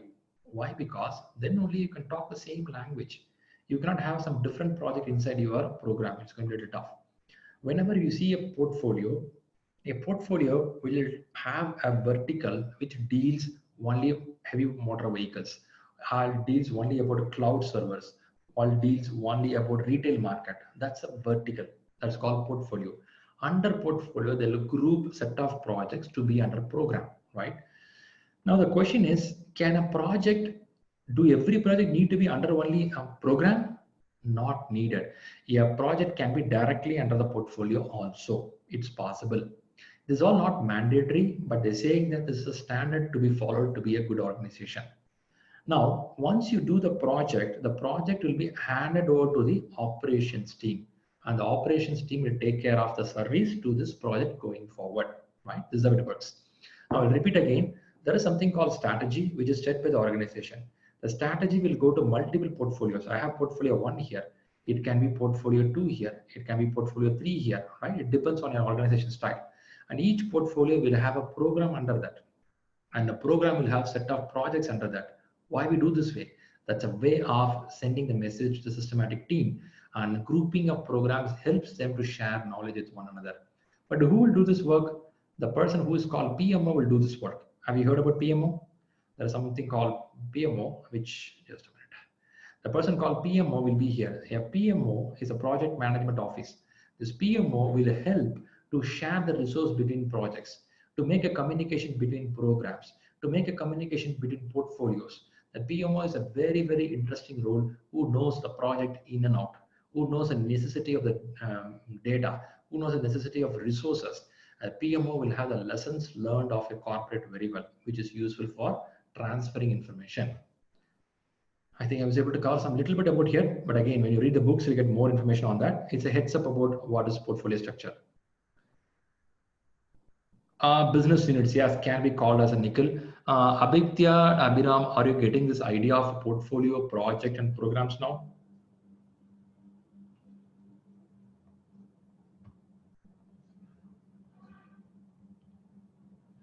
Okay, very good, great, good to know. But at the same time, I'll tell you in exams, you will not get much questions here. But what I recommend you is, when you go back to your office, start looking at who is your program manager, who is your portfolio manager. The naming will change, like Nikhil mentioned, they call us business units, they call some names are there. But what happens is, this is international terms. I worked in Fortune 12 company. Literally the same terms are used: portfolio, program, project. I know many of you will agree with me. Many of the companies the same tag, right? Portfolio manager will be there. A portfolio manager decision will shake multiple programs. A program change will shake multiple projects. But one thing I want to tell you, whatever the company size is, whatever the size of portfolio is, without a project, a company will not move forward. You can have an excellent portfolio manager, you can have an excellent program manager, but if you don't have a proper project manager, the company will not move forward, because the company strategy is executed through the project. A company strategy cannot be just done with someone in the world. It should be done with a project team. That is a reason PMP is highly respected, right? I get many CEOs to my PMP classes because a CEO sits top of this. A CEO sits above the strategy, right? A CEO want to understand how the project is working. Only when you know how the heartbeat of the company is working, rest all will work. A person learning PMP can become a program manager, can become a portfolio manager, right? You should know how the heartbeat works. Then only rest all will happen. So you should have knowledge on project management. Without a project, a country cannot move. Without a project, a company cannot move. Without a project, your home cannot move. Your home or a house has every month you have some project, right? You want to go for a vacation. That's a project. Vacation is a project. You go and do it, right? Or you want to switch your job. That's a project. PMP examination. That's a project. Getting married. That's a big project, right? So you will have your parents, you'll have grandparents, portfolio manager, program manager, all are there. But who will do it? That's you who have to do that. So project is something very important heartbeat of the company. But again, these are the key roles there, but they will have a big visibility. They'll have a strong visibility of broad visibility of the segment. But again, project is a very core of all project, company or organization. Just a minute, some questions are popping up.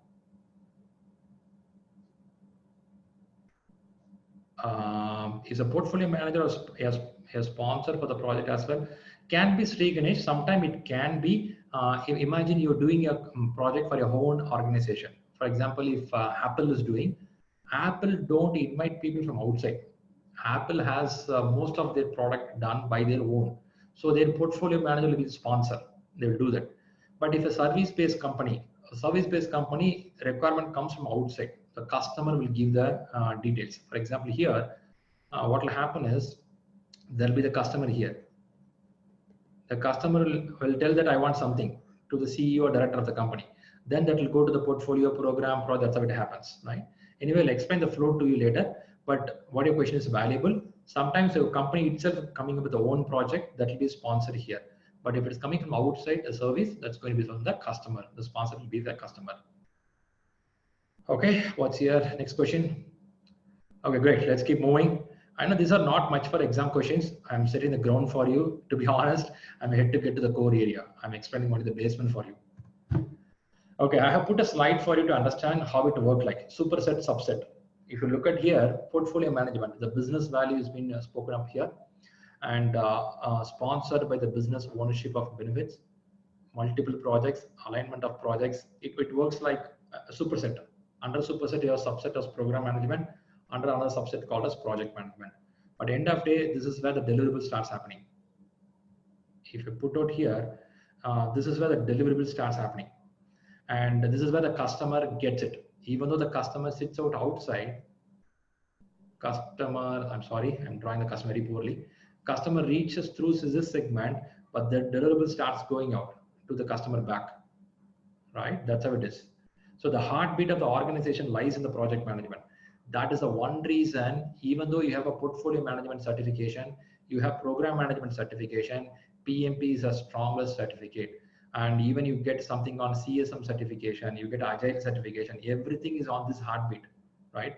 Rest all also needed, but this is the heartbeat of the company. Just to get a feel of it, I know you all know this, we just want to repeat it for you. Okay, how the project comes out. Project comes out of multiple things like a market demand, a strategy, customer request.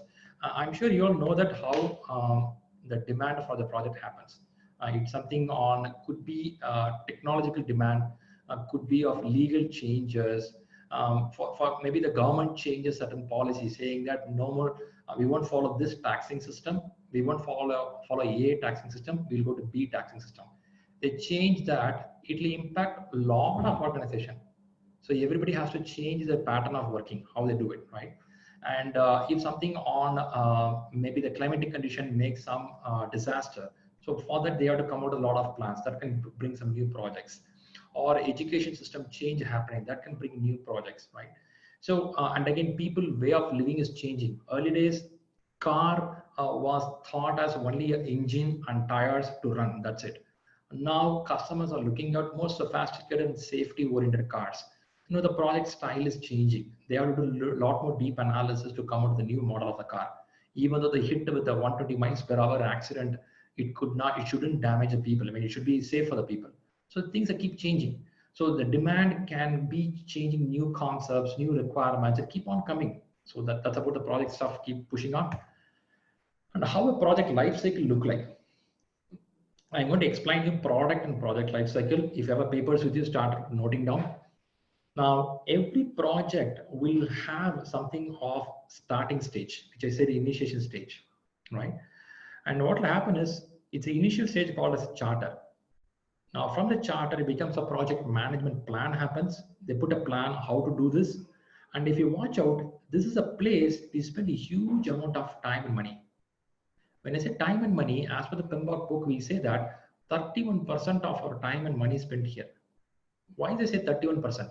It means you're going to have a human resource, you're going to have a material, you're going to spend a huge amount of time here, because that's the execution phase, right? And also the final stage is the acceptable deliverables. There's a customer testing happens here. If you remember, there is something called UAT, user acceptance testing happens here, and the customer receives the project gets closed.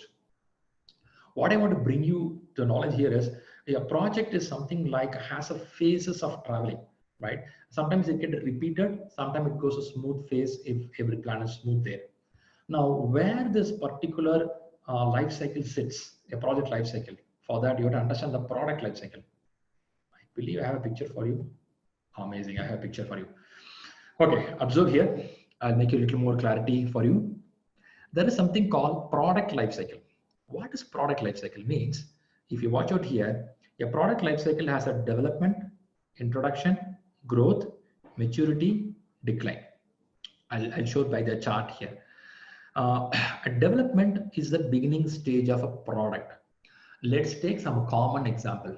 What I have. Do we have a Toyota Camry car still in the market, or it's out of the market? Do anybody have a Camry with you? Toyota? Okay, it's still in the market. Okay, but I think the first model came in, it's out of the market now. Yeah, it's slowly going out. Now, what will happen is, I think it came in the year 1970s when a Japanese launched a new model. It's called Camry, which is very famous in US. People like it in the initial days. Now, the first stage of understanding certain things needed and making a plan for the new development of the car and making the car ready and launching to the market. That is introduction to the market, launch. Up to this area is called project. That is an idea initiated, they made a plan to do it, they did it, they launch in the market. After launch in the market, there will be a production keep happening, right? And they keep moving and the growth happens. It earns a lot of revenue. The Camry model was very famous in 2000 and 2010, sometime it went very high and slowly start declining. And then one day it will go out of the market. Meantime, new product will come inside. But now you have to understand that a product life cycle is very lengthy and very big depending on the product. Now, what is the project life cycle? In the product life cycle, the first stage of getting idea ready, the idea is converted into a product and launching to the market. This is the place you will stop. After this, a service team, operation team, maintenance team will take care of it. You will not bother about it. From here, you will move to Toyota. After Camry A, you will go to Camry B, another model. But you will be the part of bringing something to the market. That's where the project management role ends there, right? You may have a visibility, but you will not spend time there. You will stop here. So your project is something on development.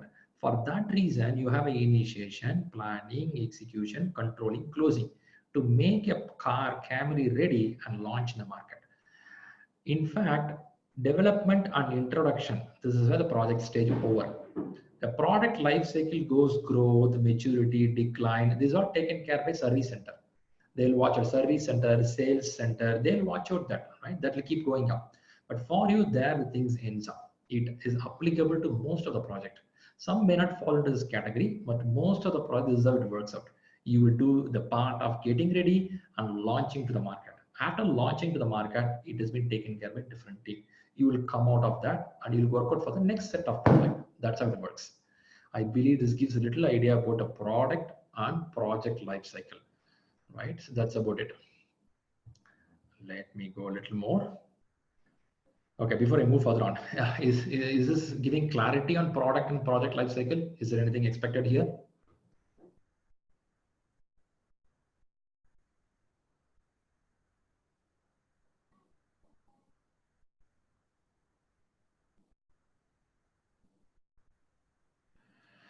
Okay, quick confirmation. Is my audio good? Is my video good? Is my screen sharing is good?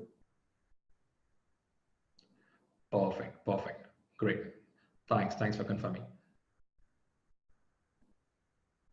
No, Bharat, it will not change. This is a life pattern. It's something like a baby born, grown up, and expire after some years, right? That's how it is.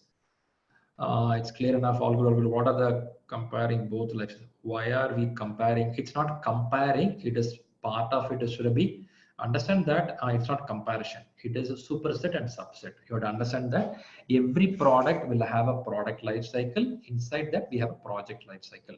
As I said, this mobile has a product life cycle. First time they designed it, they launched the market. You will be a manager for that part. After that, it goes to the market. The sales team will sell it and service team will take care of it. And that's a product life cycle, the full cycle. After 2 years, the iPhone S model will be out of the market. It's a decline and go out of the market. That's how it is, right? That's how it is. I think you got the point. Great, Survey, thanks. Why I asked the audio and video is sometimes internet connectivity between unstable, so I'm checking with you. Thanks for confirming. Let's move on. Good, keep going. Okay, project life cycle. Let's move on. I think this is what I was explaining. I'll give you a little more heads up. I know some subjects are a little over the head. It's, oh man, too many, right? So I'm setting the ground. After the ground, it will be very interesting. Don't worry, I'll make it interesting for you. So now what's happening here is pre-project work. You have to do the assessment, the business case, benefit plan. Okay, this is a pre. Before even launching a project, you will have a business team, you have a sales team, they will do all this process. What they do is, I'll tell you, there will be a person called a customer. Hey, don't kick me. I draw very poor, thin, lean customer. Okay. This customer will be looking for some product in the market. That time, your company will have a sales team. I believe you all know that there's a sales team.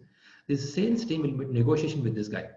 Once they make a negotiation, they feel that, okay, I like the model, what you guys are doing. It could be a software, it could be a building construction, it could be a bridge construction, it could be something on a marriage function setting system, all these things are there.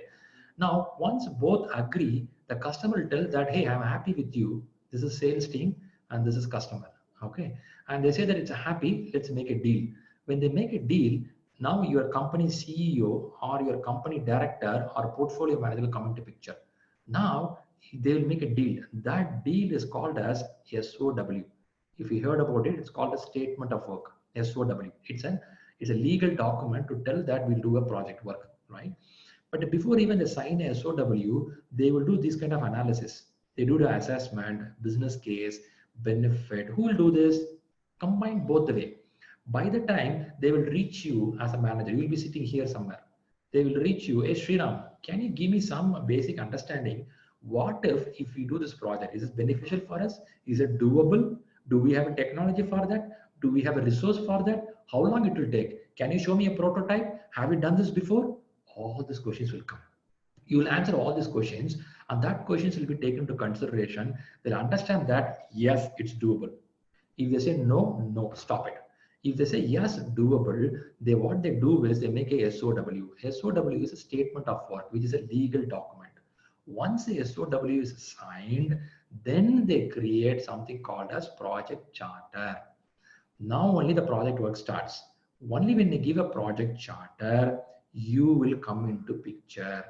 Okay, I'll repeat again. Whenever the customer wants something, it will be a discussion with the sales team and the customer. Once it gets matured, it will go to your portfolio manager, program manager, or director, CEO. It depends on a company structure. If you're working in a big company, CEO will not involve. Sales team itself will complete all the process. If you're in a startup company, everybody in the company will involve. It depends on company structure. But generally, the top guys will involve. Who's the top guys? Decision makers. What I mean by top guy is decision makers. You have to make decision, right? Whether to do it or not do it. And how they decide it? They do a lot of analysis, assessment, business case. What do you mean by business case? They will see, is it doable? If you do it, what is the ROI? What's the benefit? They do all the analysis. And then they come to charter. Once it comes to charter, then they will do the planning, execution, launch to the market, all happens, right? I just want to give a picture of it. Anyway, I'm going to explain this going forward. Just give an idea. There is something called SOW. There is something called charter. Okay, there's some question popping up. Let me see what it is. ROI is return of investment, return on investment, ROI, return on investment. I'm sure you all know that you are putting some money for the PMP classroom training or video training. You will calculate ROI.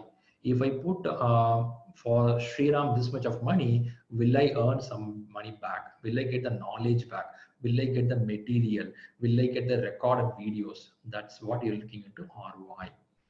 Phase gates, yes, because phase gates are the gates that decide whether to proceed next or stop here. It's a stage where we see, are we moving? How are we moving? You check every phase gate, is that really going good? Phase 1, phase 2, phase 3, you'll see that phase gate 3, they sometimes decide even after moving halfway to the project, they feel whether we can carry on the work or stop the work. Some work is not beneficial, they'll just stop it, right? That can happen. Phase gate decides whether to move forward or not. Okay, that's a heads up on you. Let me move on. Okay, this is what I'm going to show you. There is something called 5 process groups and 10 knowledge areas, which is going to apply on your project: initiation, planning, execution, monitor and control, closing, and 10 knowledge areas. How to do the 10 knowledge areas? I will give an easy way to learn 10 knowledge areas. There are 10 knowledge areas. Okay, how to learn is, first thing, there are 3 things that is called as triple constraint: scope, schedule, cost. They call as 3 constraints. Apart from 3, we have 3 more constraints. They are resource, sorry for my bad handwriting, risk, quality. So this goes another 3. So totally we have 6 constraints. Apart from 6 constraints, we have 3 more items in the knowledge area. What are they? They are something called communication, procurement, that is third party dealing. Then we have stakeholder management. So I have put 3 plus 3 plus 3. What is the one I'm missing here? Can someone tell me?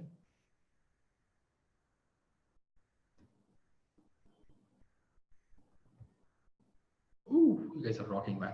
Integration. Wow, wow, wow, wow, wow. This team is amazingly listening. I think you guys will rock exam within 2-3 weeks. Wow, that's good. I'm impressed. Okay, so now putting all together, it's called integration management, right? If you have a paper pencil with you, please write it down. First 3, there are the triple constraints. 3 more constraints are there. Totally, we have 6 constraints. Apart from 6 constraints, we have 3 more items: communication, procurement, stakeholder management. Putting everything together, it's called integration management. Now, what do you mean by constraints? Constraints are the one which can help to move the project forward, which can also block the project. We have to be always watchful on these 6 items what I mentioned here. If a scope changes, resource will change. When the resource changes, risk will happen. When the risk comes high, cost will go high. When the cost happens well, quality will have trouble. It will have all in and out problem. So there is no one systematic way to handle these things. Somebody asked me in the PMP examination, Shriram, can I start with the point 1 and complete in point 49? Will that be good to do the project? I'll tell that if there is something like that in project management, if you can start here and end here systematic way, then that is not a project management. If that is the case, even 10th student can do that. It's because of multiple ingredients, multiple fluctuations, you and me are recruited for project management. It won't be as we think very easy and straightforward. There will be a lot of parameters keep on changing parallelly. How do you handle it? How do you keep things in control? That's why they are recruit you as a manager. That's why they're highly paid. To be very honest, managerial track is the only track, highly paid track. There are people getting in scientific research. There are people getting in data science. There are people taking analytical work. It's there. But on top of that, you will have one leader. On top of that, you will have a manager who this scientific person has to report to them. Always the decision makers are highly paid in this world for last 1,000 years, next 1,000 years. Nobody can touch it because you will have an idea of the data. You have the idea of the data science or analytical factors, and also you know what decision to make. So that's very vital, right? Anyway, let's move forward. Okay, let me talk about chart a little bit. I have few more slides to end this first phase of information. We have another 32 minutes. We'll go a little more on the phases. Actually, I want to get to stakeholder management also, as the content is a little high on the first day. So I will go to a certain area and will stop there because I don't want to overload you on the first day. First day, you have to get a feel of the subject. That's why I'm going deep inside here. If not, you are good to go with the basic knowledge now, right? Project manager. Okay, let me move on. Now, I think I explained this point. Charter, how it comes out. SOW, business case, and agreements, contracts, and SLAs, right? Project charter starts.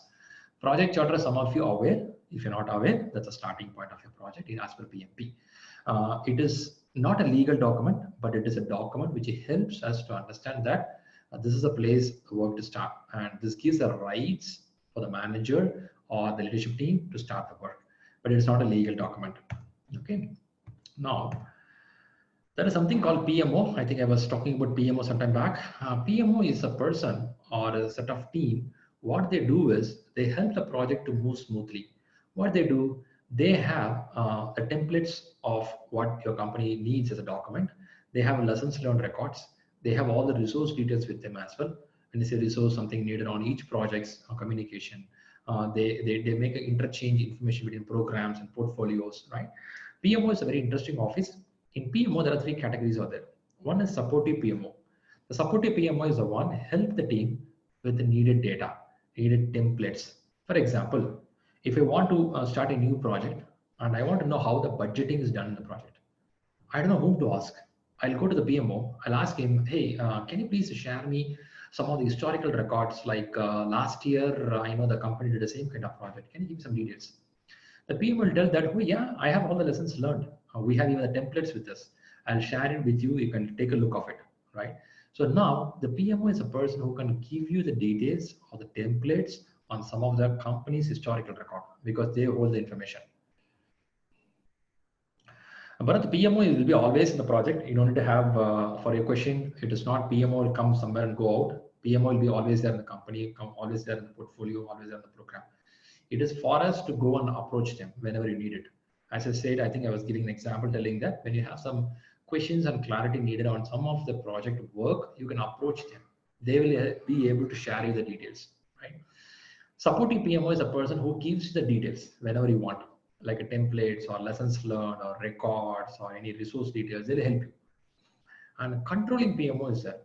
Controlling PMO is something like they watch out, are you following the norms and conditions of your company's process and policies? They'll watch out. They will give data. At the same time, they'll keep an eye on, are you doing it properly? Are you following the norms what is given in the books of project management in your company, right? They'll keep an eye on that. That's controlling PMO. Now, supportive PMO, just give data, stay away. Controlling PMO, watch out, are you doing that? Directive PMO. This directive PMO is a little more powerful. Generally, we have very experienced person becoming a directive PMO. In directive PMO, the PMO will start interacting with the customer directly. Instead of project manager, they will do the interaction with the customer. They will get the work, what need to be done. And here, the manager will become less power. The project manager will not have that much of power because this PMO will have higher power to talk with the customer, understand the requirement, and make it happen. And I don't see much of directive PMOs in the market. It will be very rare. If someone is very expertise on the domain and technology, they become a directive PMO. But for the understanding purpose, I'm telling that there are three variety of PMOs: supportive, controlling, and directive PMOs. The PMOs will sit in your project management office. They'll be the good communicator between two programs. They'll be a good communicator between two projects, right? I was given an example of Google having cars, automated cars, and I'm giving an example of Google having one other program for a heavy vehicle, automated heavy vehicle, right? Now, a PMO sitting there will help to get the resource, help to get the details or knowledge between these projects easily and smoothly. I no need to go and talk to the next project manager. I will approach my PMO, ask them, hey, can you please give me some connection details of what they do, or how can I get their resources? The PMO will guide you. They'll make it happen. I'm sure many of you have a PMO in a company. Do you have any PMO here in this group?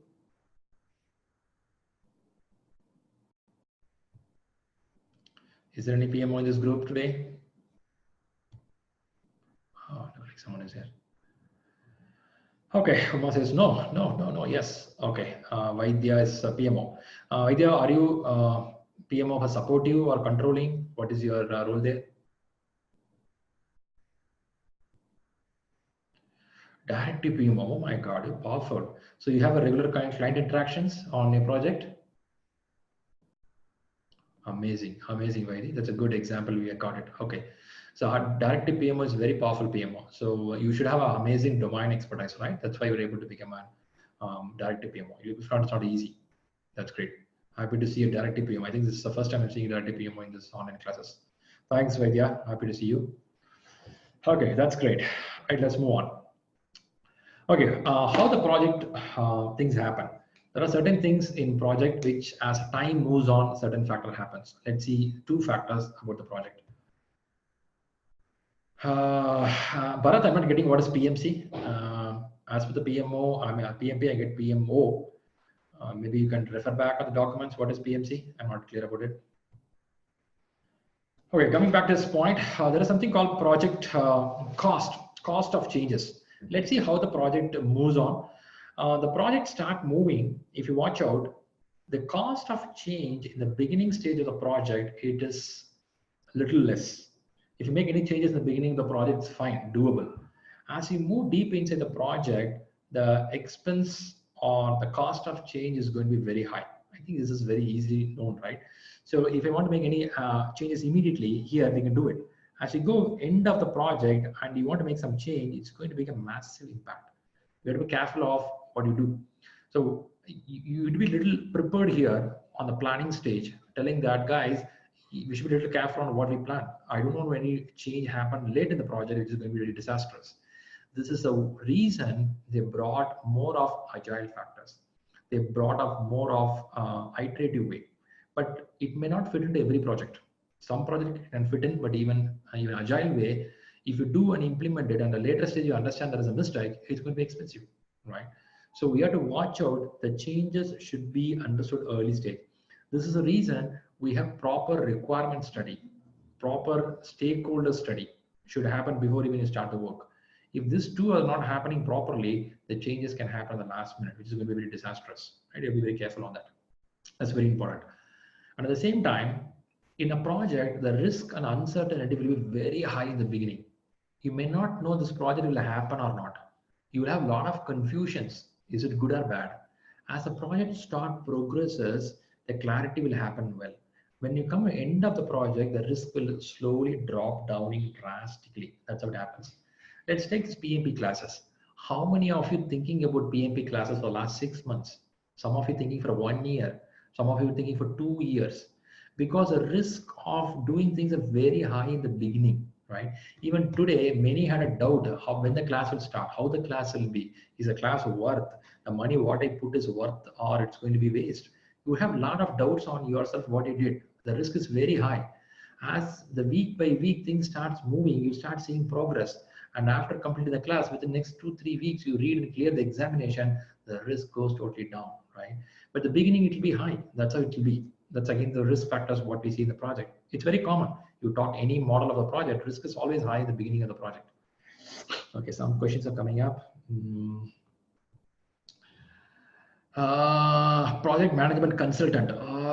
Sorry, Tejas, I can't connect that consultant. I don't know. See, project management consultant can be a person who can be a project manager also. We cannot tell that he is only PMO. PMO means you have to understand that a supporting nature who helps the project. So if you can connect that, it's good for you.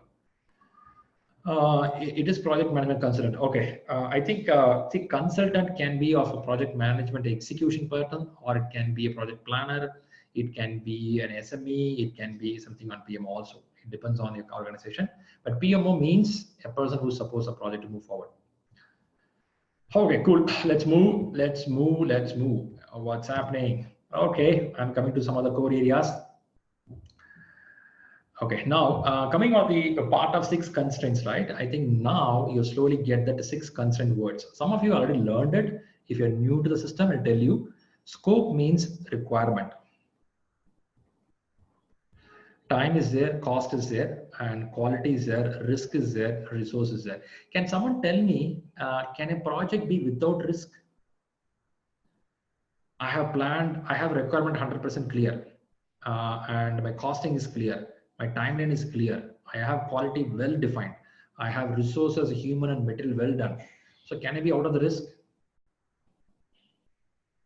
No, risk is always there. Risk is always there. You cannot come out of that. See, for example, let's take this 8 days of training. Okay, scope. I know that all these 40 people want to learn PMP and get clarified and get a certificate. I'm clear about it. I know the time and 8 days of class. I know the cost of it. I know the resource needed. We got a Zoom license. We have this, that, laptop, camera ready. You also got everything. Quality set. Apart from this, something will happen. You can't even imagine that will happen. Something will happen. In 8 days of training, suddenly power will go off. Internet will come down. My computer will shut down. Yeah, people will not go well. Some people in the crowd will feel that, the group will feel that, no, I'm not getting connected. Shriram is stopping. I'm not getting at all, man. What you're explaining, I'm not getting it. Anything can happen here. So risk is always there. But how much you're prepared for it, that's very important. I will tell that you cannot be 100% prepared, but at least you know what can happen. You should have alternate options. For example, I know that internet is a problem. I have 2 internet providers with me. That's a risk mitigation plan. If one internet goes down, I can go to another internet. But unfortunately, for electricity power, I can't do anything. I have only one electricity power.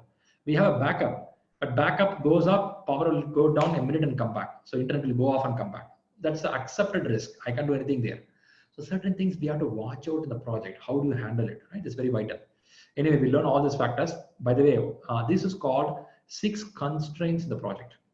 I'm going to do one by one for every classes. Going deep inside, explain you. Okay, some more questions here. We have another 20 minutes before we end the day. And before that, I'll catch up on some points. What's the difference between project objectives, project scope, project requirements? What's then line difference? Good, Mr. Jagasan. Hold it until we go to scope management. I'll explain all this stuff to you. Okay. So your question is very valuable, but hold it until we go to scope management. Thank you. I can explain it now, but it will confuse everyone. So let's go to scope and explain.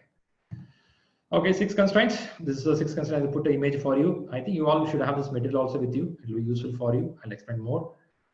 Yeah, thanks, Nitish. Now, 6 constraints are very vital. This is part of 10 knowledge areas. Don't think this is only vital. Other things also there.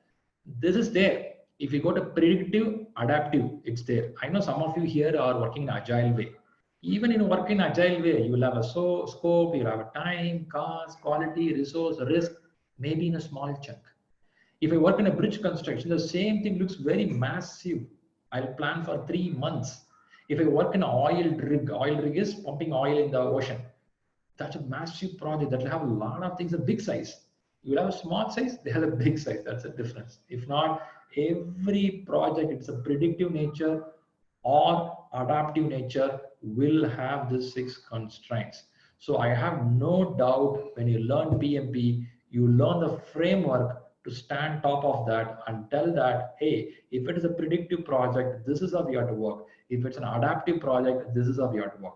If it is a predictive, make the plan very clear before you start the work. If it's adaptive nature, do the plan in a small chunk and make it happen. So when you get PMP qualified, you will stand as a leader to make a decision. Do I need to go with the planned approach? Do I need to go with a Scrum, Kanban, Agile? What way I have to go? That is the decision maker of a PMP qualified person, right? That's a message I want to convey to you. Don't get driven by small factors happening in the market. Okay, influences. Let's see a few more influences. And I think when you complete this influence, I have one more topic called as talent triangle. With this, we'll close for the day, right? Because that will touch another 20 minutes. I'll close this part. And next week, we'll start with a new topic. Now, today, two more topics are influence and talent triangle. Let's see the influences. What do you mean by influences is? I'll first write something right here. Influence is on the project. When you start the project as a project manager, there are few influences which should play. One is external, one is internal, right? When you say external, enterprise environmental factors.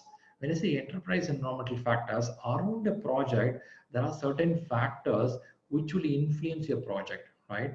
Maybe the policy change of your company, or your CEO getting resigned, government policy getting changed. There is a climatic condition problem happening. There is a war between two countries, which you don't have any control, but that will influence your project directly. You cannot control the war between two countries. You cannot change the income tax system of your country. You cannot tell your CEO not to resign. Things will impact you, but how do you handle it? That's enterprise environmental factors, which can come from external to the company or can come internal to the company, right? Can happen. That is enterprise environmental factors. Something's coming. Okay. That's enterprise environmental factors. And this factor, I'm going to talk a lot, and again, it's going to be in every part of your learning process, right? That's going to be there. Now, when external something is there, internal something there, which is EEF, enterprise environmental factors, there is one more influence that is internal to your organization, which is called as OPA. OPA stands for Organizational Process Assets. Because when you say OPA, it is your processes in your company, some of the procedures in your company, right? If a new employee joins, 6 months of probation to be completed before you allocate this person to travel to a different country. I'm just throwing some example.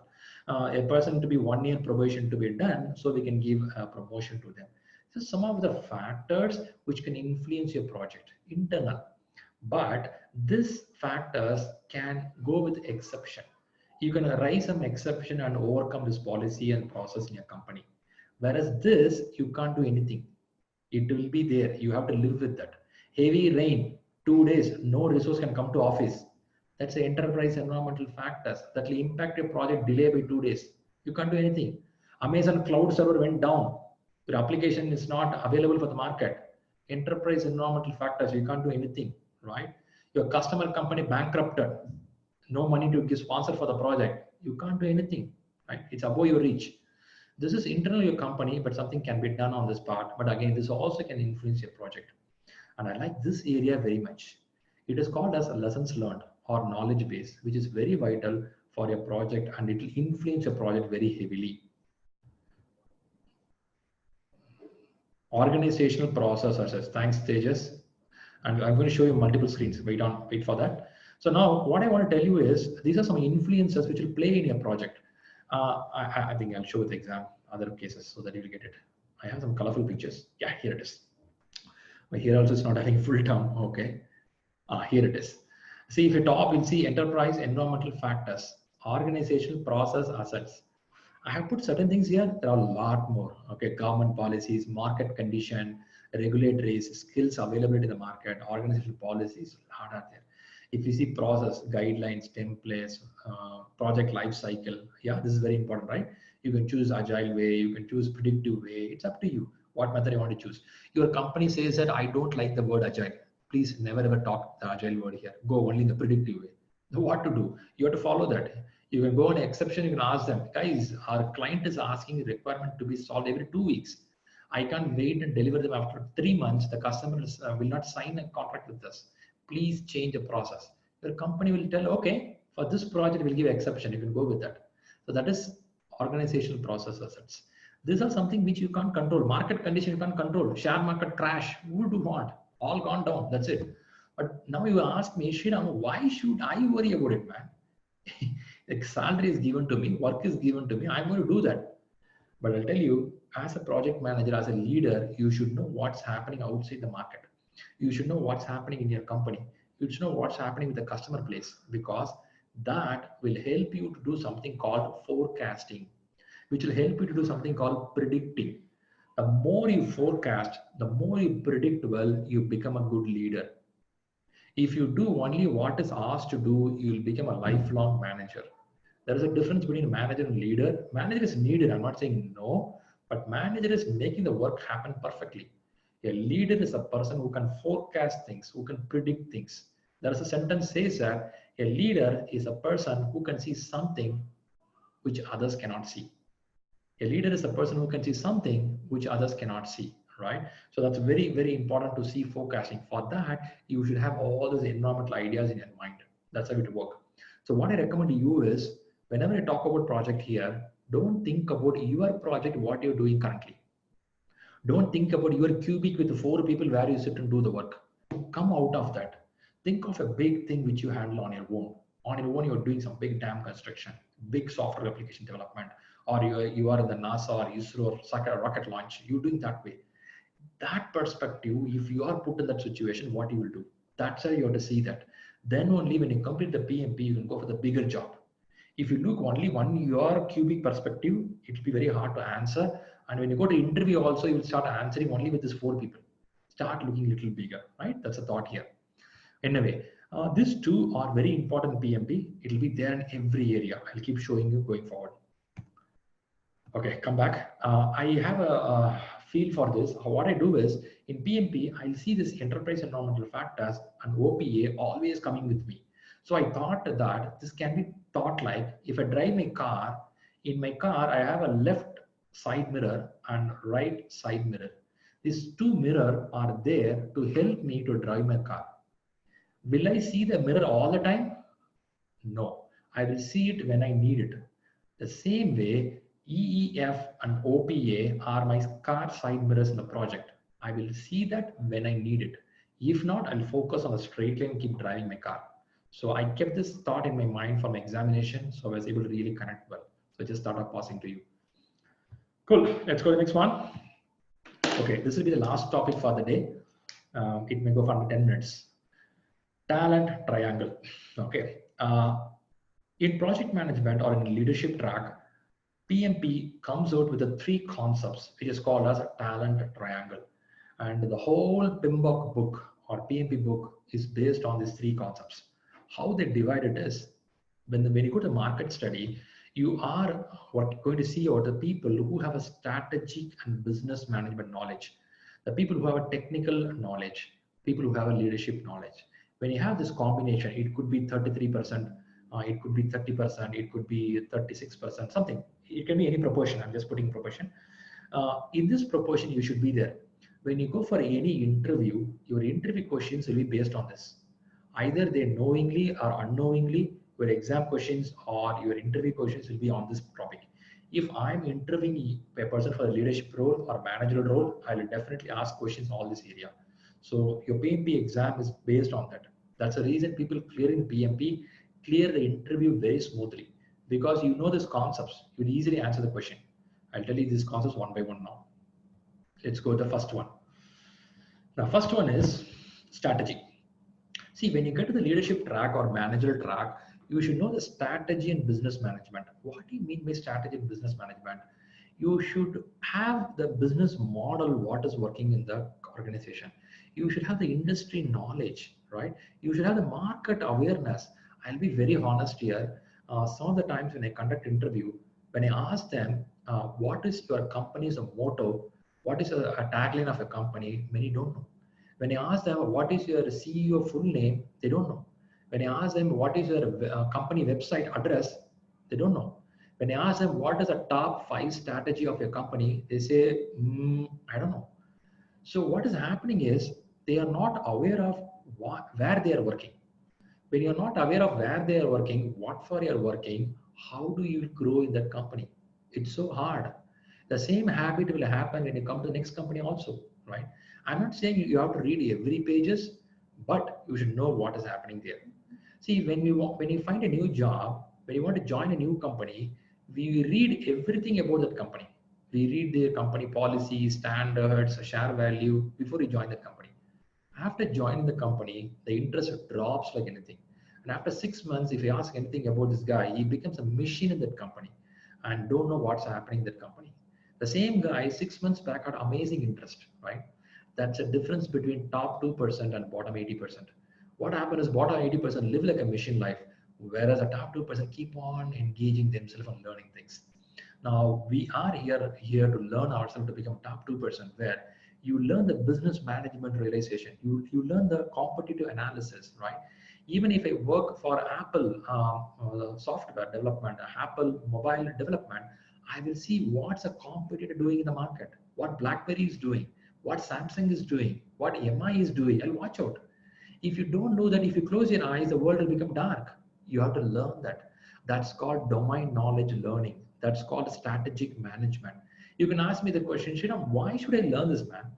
Project is given to me, I can do the work, right? No. Only when you learn this, you will give some innovative ideas. You'll be proactive. If not, you'll become reactive. Someone will ask you to, they'll give an Excel sheet to you. They will give a Word document to you. They'll give a Jira board if you're in software industry. They'll tell you to do that, you'll do that. You will be the manager for next 8 years. You cannot become a leader. If you want to become a leader, you should know what your industry is doing, right? You should have a passion towards it. If you're a musician, you should know what's the best music happening in the world. If you don't know that, someone will overtake you. So that's very important to understand the strategy of the organization, right? I'm sure you're doing it, but you have to do very consciously. That's number one, they talk about it. Number two, they talk about technical project management skills. What do you mean by technical? By the way, don't get driven by technical. Some people technical think that they have to learn technology. There is a difference between technology and technical. Technical here is for project management technical. What is technical in project management? Learning agile practice is a technical. Learning earned value management, how to do the calculation of profit loss, that is needed. Learning risk management, learning schedule management, learning time, cost, life cycle, governance. This is what you are going to learn with me for next 8 days. So this is called technical management, right? Under this, you will have something called MS project. You will have something called Jira. By the way, people non-software, Jira is nothing but a tool to do the software management, project management. MS project is for the project management. Primavera is for the project management. You can use Excel sheet. You can even use white paper to write and do it. See, when you know the strategy of a company, when you know the technical skills, you don't need MS project also. You can do with a white paper. You can do with a whiteboard, right? So sometimes I tell people, don't get driven away by these tools. Tools are just to implement what you learned here, right? But it is important. You have to learn it, but don't get driven away by this tool, right? So this is on technical project management. So when you go to PMP, they talk about strategy. They got about technical skills. I'll tell you, in the market, we can find people having knowledge on strategy. We can find people with the technical skills. People are getting certified in PMP. People are getting certified in Scrum. Good. But one area I'm seeing that a lot of scarcity. You know what area is that? Can someone tell me which area we have a lot of demand and scarcity?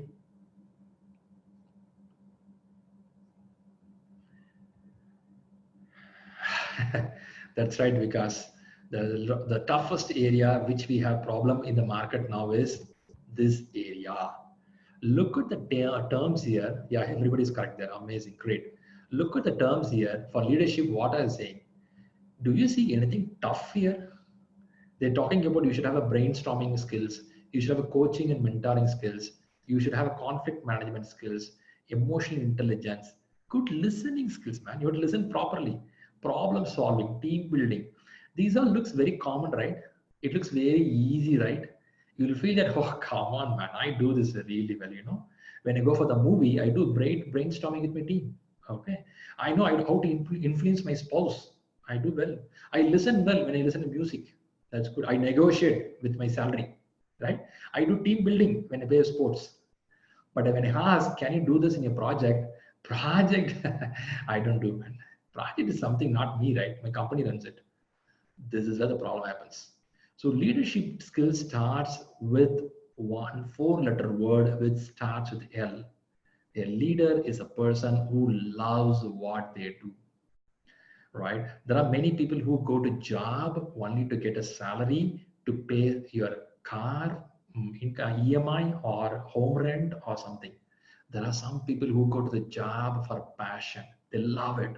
If I ask Ronaldo, Messi, do you play for the money? They'll say, no, I don't bother money. I love sports. I'll play 18 hours in the ground. They'll tell that. That's love. They become the leader in the market.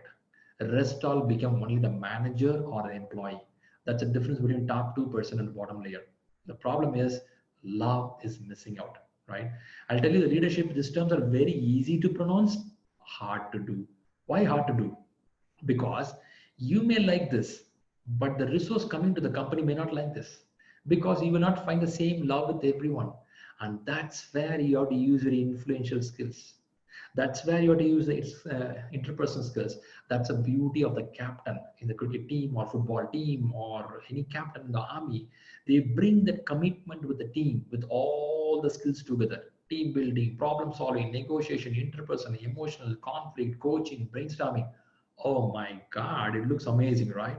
And this is a skill highly, highly demanded in the market. It could be any field.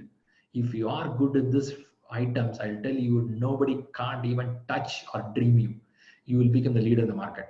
And you name it of any political, sports, music, movie industry, or agriculture industry, or a medical industry. If you see any top leaders, they all have the skills. Don't think they'll have everything with them. Maybe they're top in one or two area, but they will have it. And the end of the day, they will have this four-letter word with them. And this is a very, very, very vital part, right? I think some of you agree with me regarding the word love.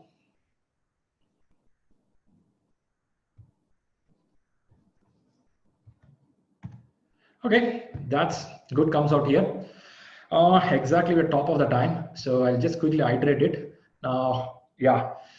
Okay, today the plan is to talk about more on basics and more on stakeholder management. But what happened is, I think we took good time to make the basics understand. So I went a little slow there. So we couldn't cover stakeholder management. That's okay. I'll catch it up on the next week. But I'll be happy if you got the basics here. What I'm going to do is I'll quickly go and wrap it up what all we learned today. So what I do is, yeah, next 2 minutes I'm going to wrap up what all we learned today. So we set the goal. The goal is very clear. We are going to be very committed on what we're going to learn. And we're going to learn the international terms. We're going to unlearn certain old things and learn something good in the market. Because what you see in the PMP is from the most successful projects in the world. We may work on a project which was not successful, so we may think that's a principle. No, we have to learn what they say here. We learn it, and of course, you earn money out of it. I should not be very bad saying you will not get money. You will get money. To be honest, I don't know how many times I got salary hike after completing PMP. It happened multiple times, but you should know how to sell yourself. If you don't know how to sell yourself, that's one lakh part of leadership. That is, you should know the interpersonal skills. Okay, this guy you know, and introduction we will do later. And I put a segment like this. Somebody asked what's the plan. Plan is like this. You have 8 days. First day there. We should have done with the stakeholder management also. It's okay. I don't want to hurry up here. I want to make you understand. First 2 weeks, it will go a little slow. Then it will get picked up. Right? Don't worry about it. I'll manage it because that's my project management. I'll do it. Okay, we went on this module 1. I was talking about stats. I was talking about career. I was talking about opportunity, available in the market. And triangle is must needed to be leader. Then I showed some certificates. Then I showed the eligibility. I talked about 3 years, 6 years. I talked about PMP number. I talked about PDUs. Yeah. Then I talked about 4 hours, 200 questions, above target, below target. I'll explain all the stuff. Then I explained about examination pattern, no negative marking. I explained all the stuff. Books I explained. I'm going to share. I think you would have got the material. People who registered today, remember to get the material from the team. Team will share with you. Then we talked about exam eligibility and exam part. Don't worry, I am there. I will make your application to get into the system and you will get the approval. That's my responsibility. Okay. Don't worry about this stuff for now. Only worry you have to do is getting ready for the exam. And membership and exam study plan. Yes, we're going to discuss more on that, but I just gave a heads up on what it is. Then the exam pattern change we discussed. Then comes the main area. So initiation to closing, there are 5 process groups which you learned. Now to do this 5 process group, you should have knowledge in 10 areas. In this 10 areas, we have 6 constraints, right? So 6 constraints. Can someone tell me what are the 6 constraints? Before I further proceed, can you quickly type what are the 6 constraints to just recall? Scope, good Deepika. Then what? Scope, schedule, cost, resource, time, cost, risk. Wow, some people are good in typing, man, faster. Scope, cost, risk, quality, resource. Wow, wow, amazing, amazing, great. Cool, guys, you guys are amazing, rocking. I think this is one of the most interesting team I have here. Amazing, good, all are good. Fine, so there are 6 constraints, then we'll move on. And this is a chart I'm going to live with for every classes, but for now, I just give a heads up. On the top, you have 5, on the left, you have 10, right? That's how it is. I'll go a little more later point. And I was talking some questions, talking about scenario based. I said, you should look at the tense, past and present tense. You have to look at the project or a project manager. Yeah, I'm going to explain more on keywords. Yeah, we understood these questions. Then we understood project. Yeah, project is very unique, adaptive, predictive. I showed a bridge, software, birthday party. Then we understood how the project comes up. Then we understood iterative, incremental, adaptive. But exam, you know, it's going to be mix of all. Then we understood how the project selection happens. Strategy, portfolio, program, project, that's how it works out. I keep saying that project is a heartbeat. I'm working in project, should be 18 years I'm working. Even though go higher in my layer, I always give highest respect to the project. Without a project, nothing happens. So project is a heartbeat of any company or any country.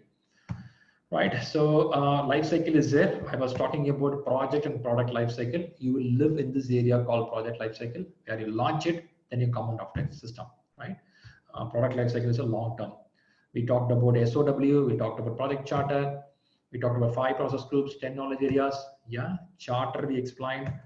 PMO, we do have one directive PMO in our group, really interesting, I liked it. Then we have a cost of changes, risk, uncertainty, how it flows through the project. Then 6 constraints, yeah, 6 constraints. Influencers, EFOPA. These guys will be always with you to make a decision in your project. Something out of your organization, out of your project, inside your project, inside your organization, which you can influence, which you can't influence. Both will play some game on that. For that, I have some explanation on that. I would request you to relook at the video again to learn more. Then we have a lot of principles put over here to learn the factors. Then we came to the last one called talent triangle. This is the base of whole PMP book. Your PMP book is divided by business strategy, divided by technical project management, divided by leadership, right? I was talking about each area. I don't think this much explanation given there in your books, but at least you'll know what it is. And agile practices and some of the practice goes of technical management, then the leadership. Leadership is the area I said that we have to use a 4-letter word. Can someone tell me what's a 4-letter word? If you observe well. Oh, Deepakar puts over. Okay, good.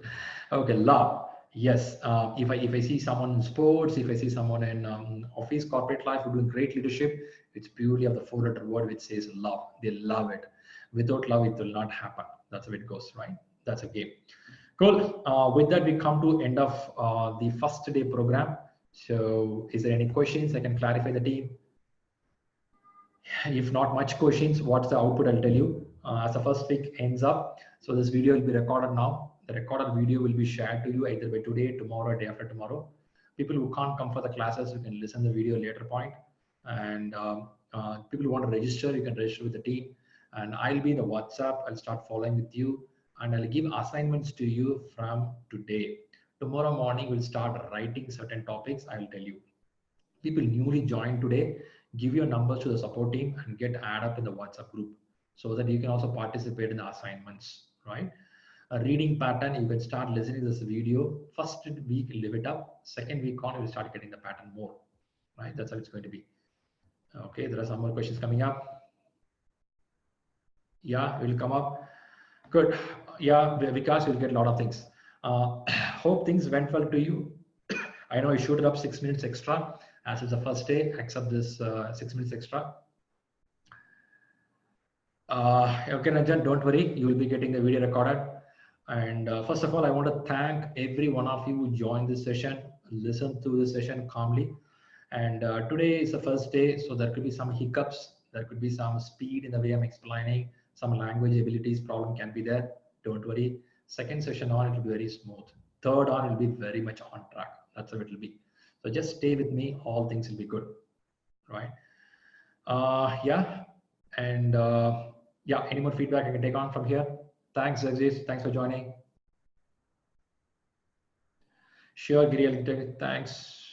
Thanks, Sandeep. Thanks for joining. Thanks, Tejas. Thanks, Malhar, the idea. Thanks, Pradeep. Thanks, Shrutajit. Thanks, Deepika. Eranjan, thanks. Thanks, Ibn Gwal. Thanks, Ramesh. Thanks, Abhiram. Abhiram, much late, man. Please go to bed, sleep. Sri Ganesh, thanks. Thanks, Pradeep. Thanks, Vikas.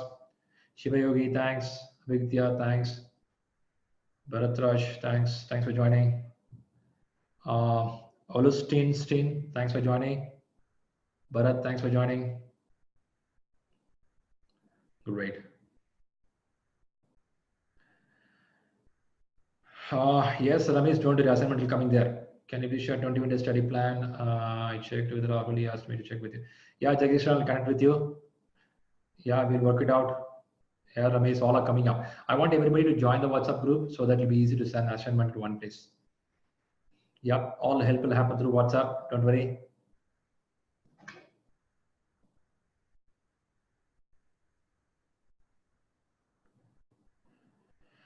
Okay, sounds good. Great. Thanks, ShriLearning team, who are supporting us to make it happen. And we can close the session here. Thanks all. Have a great day, great evening. Good night. Sleep well.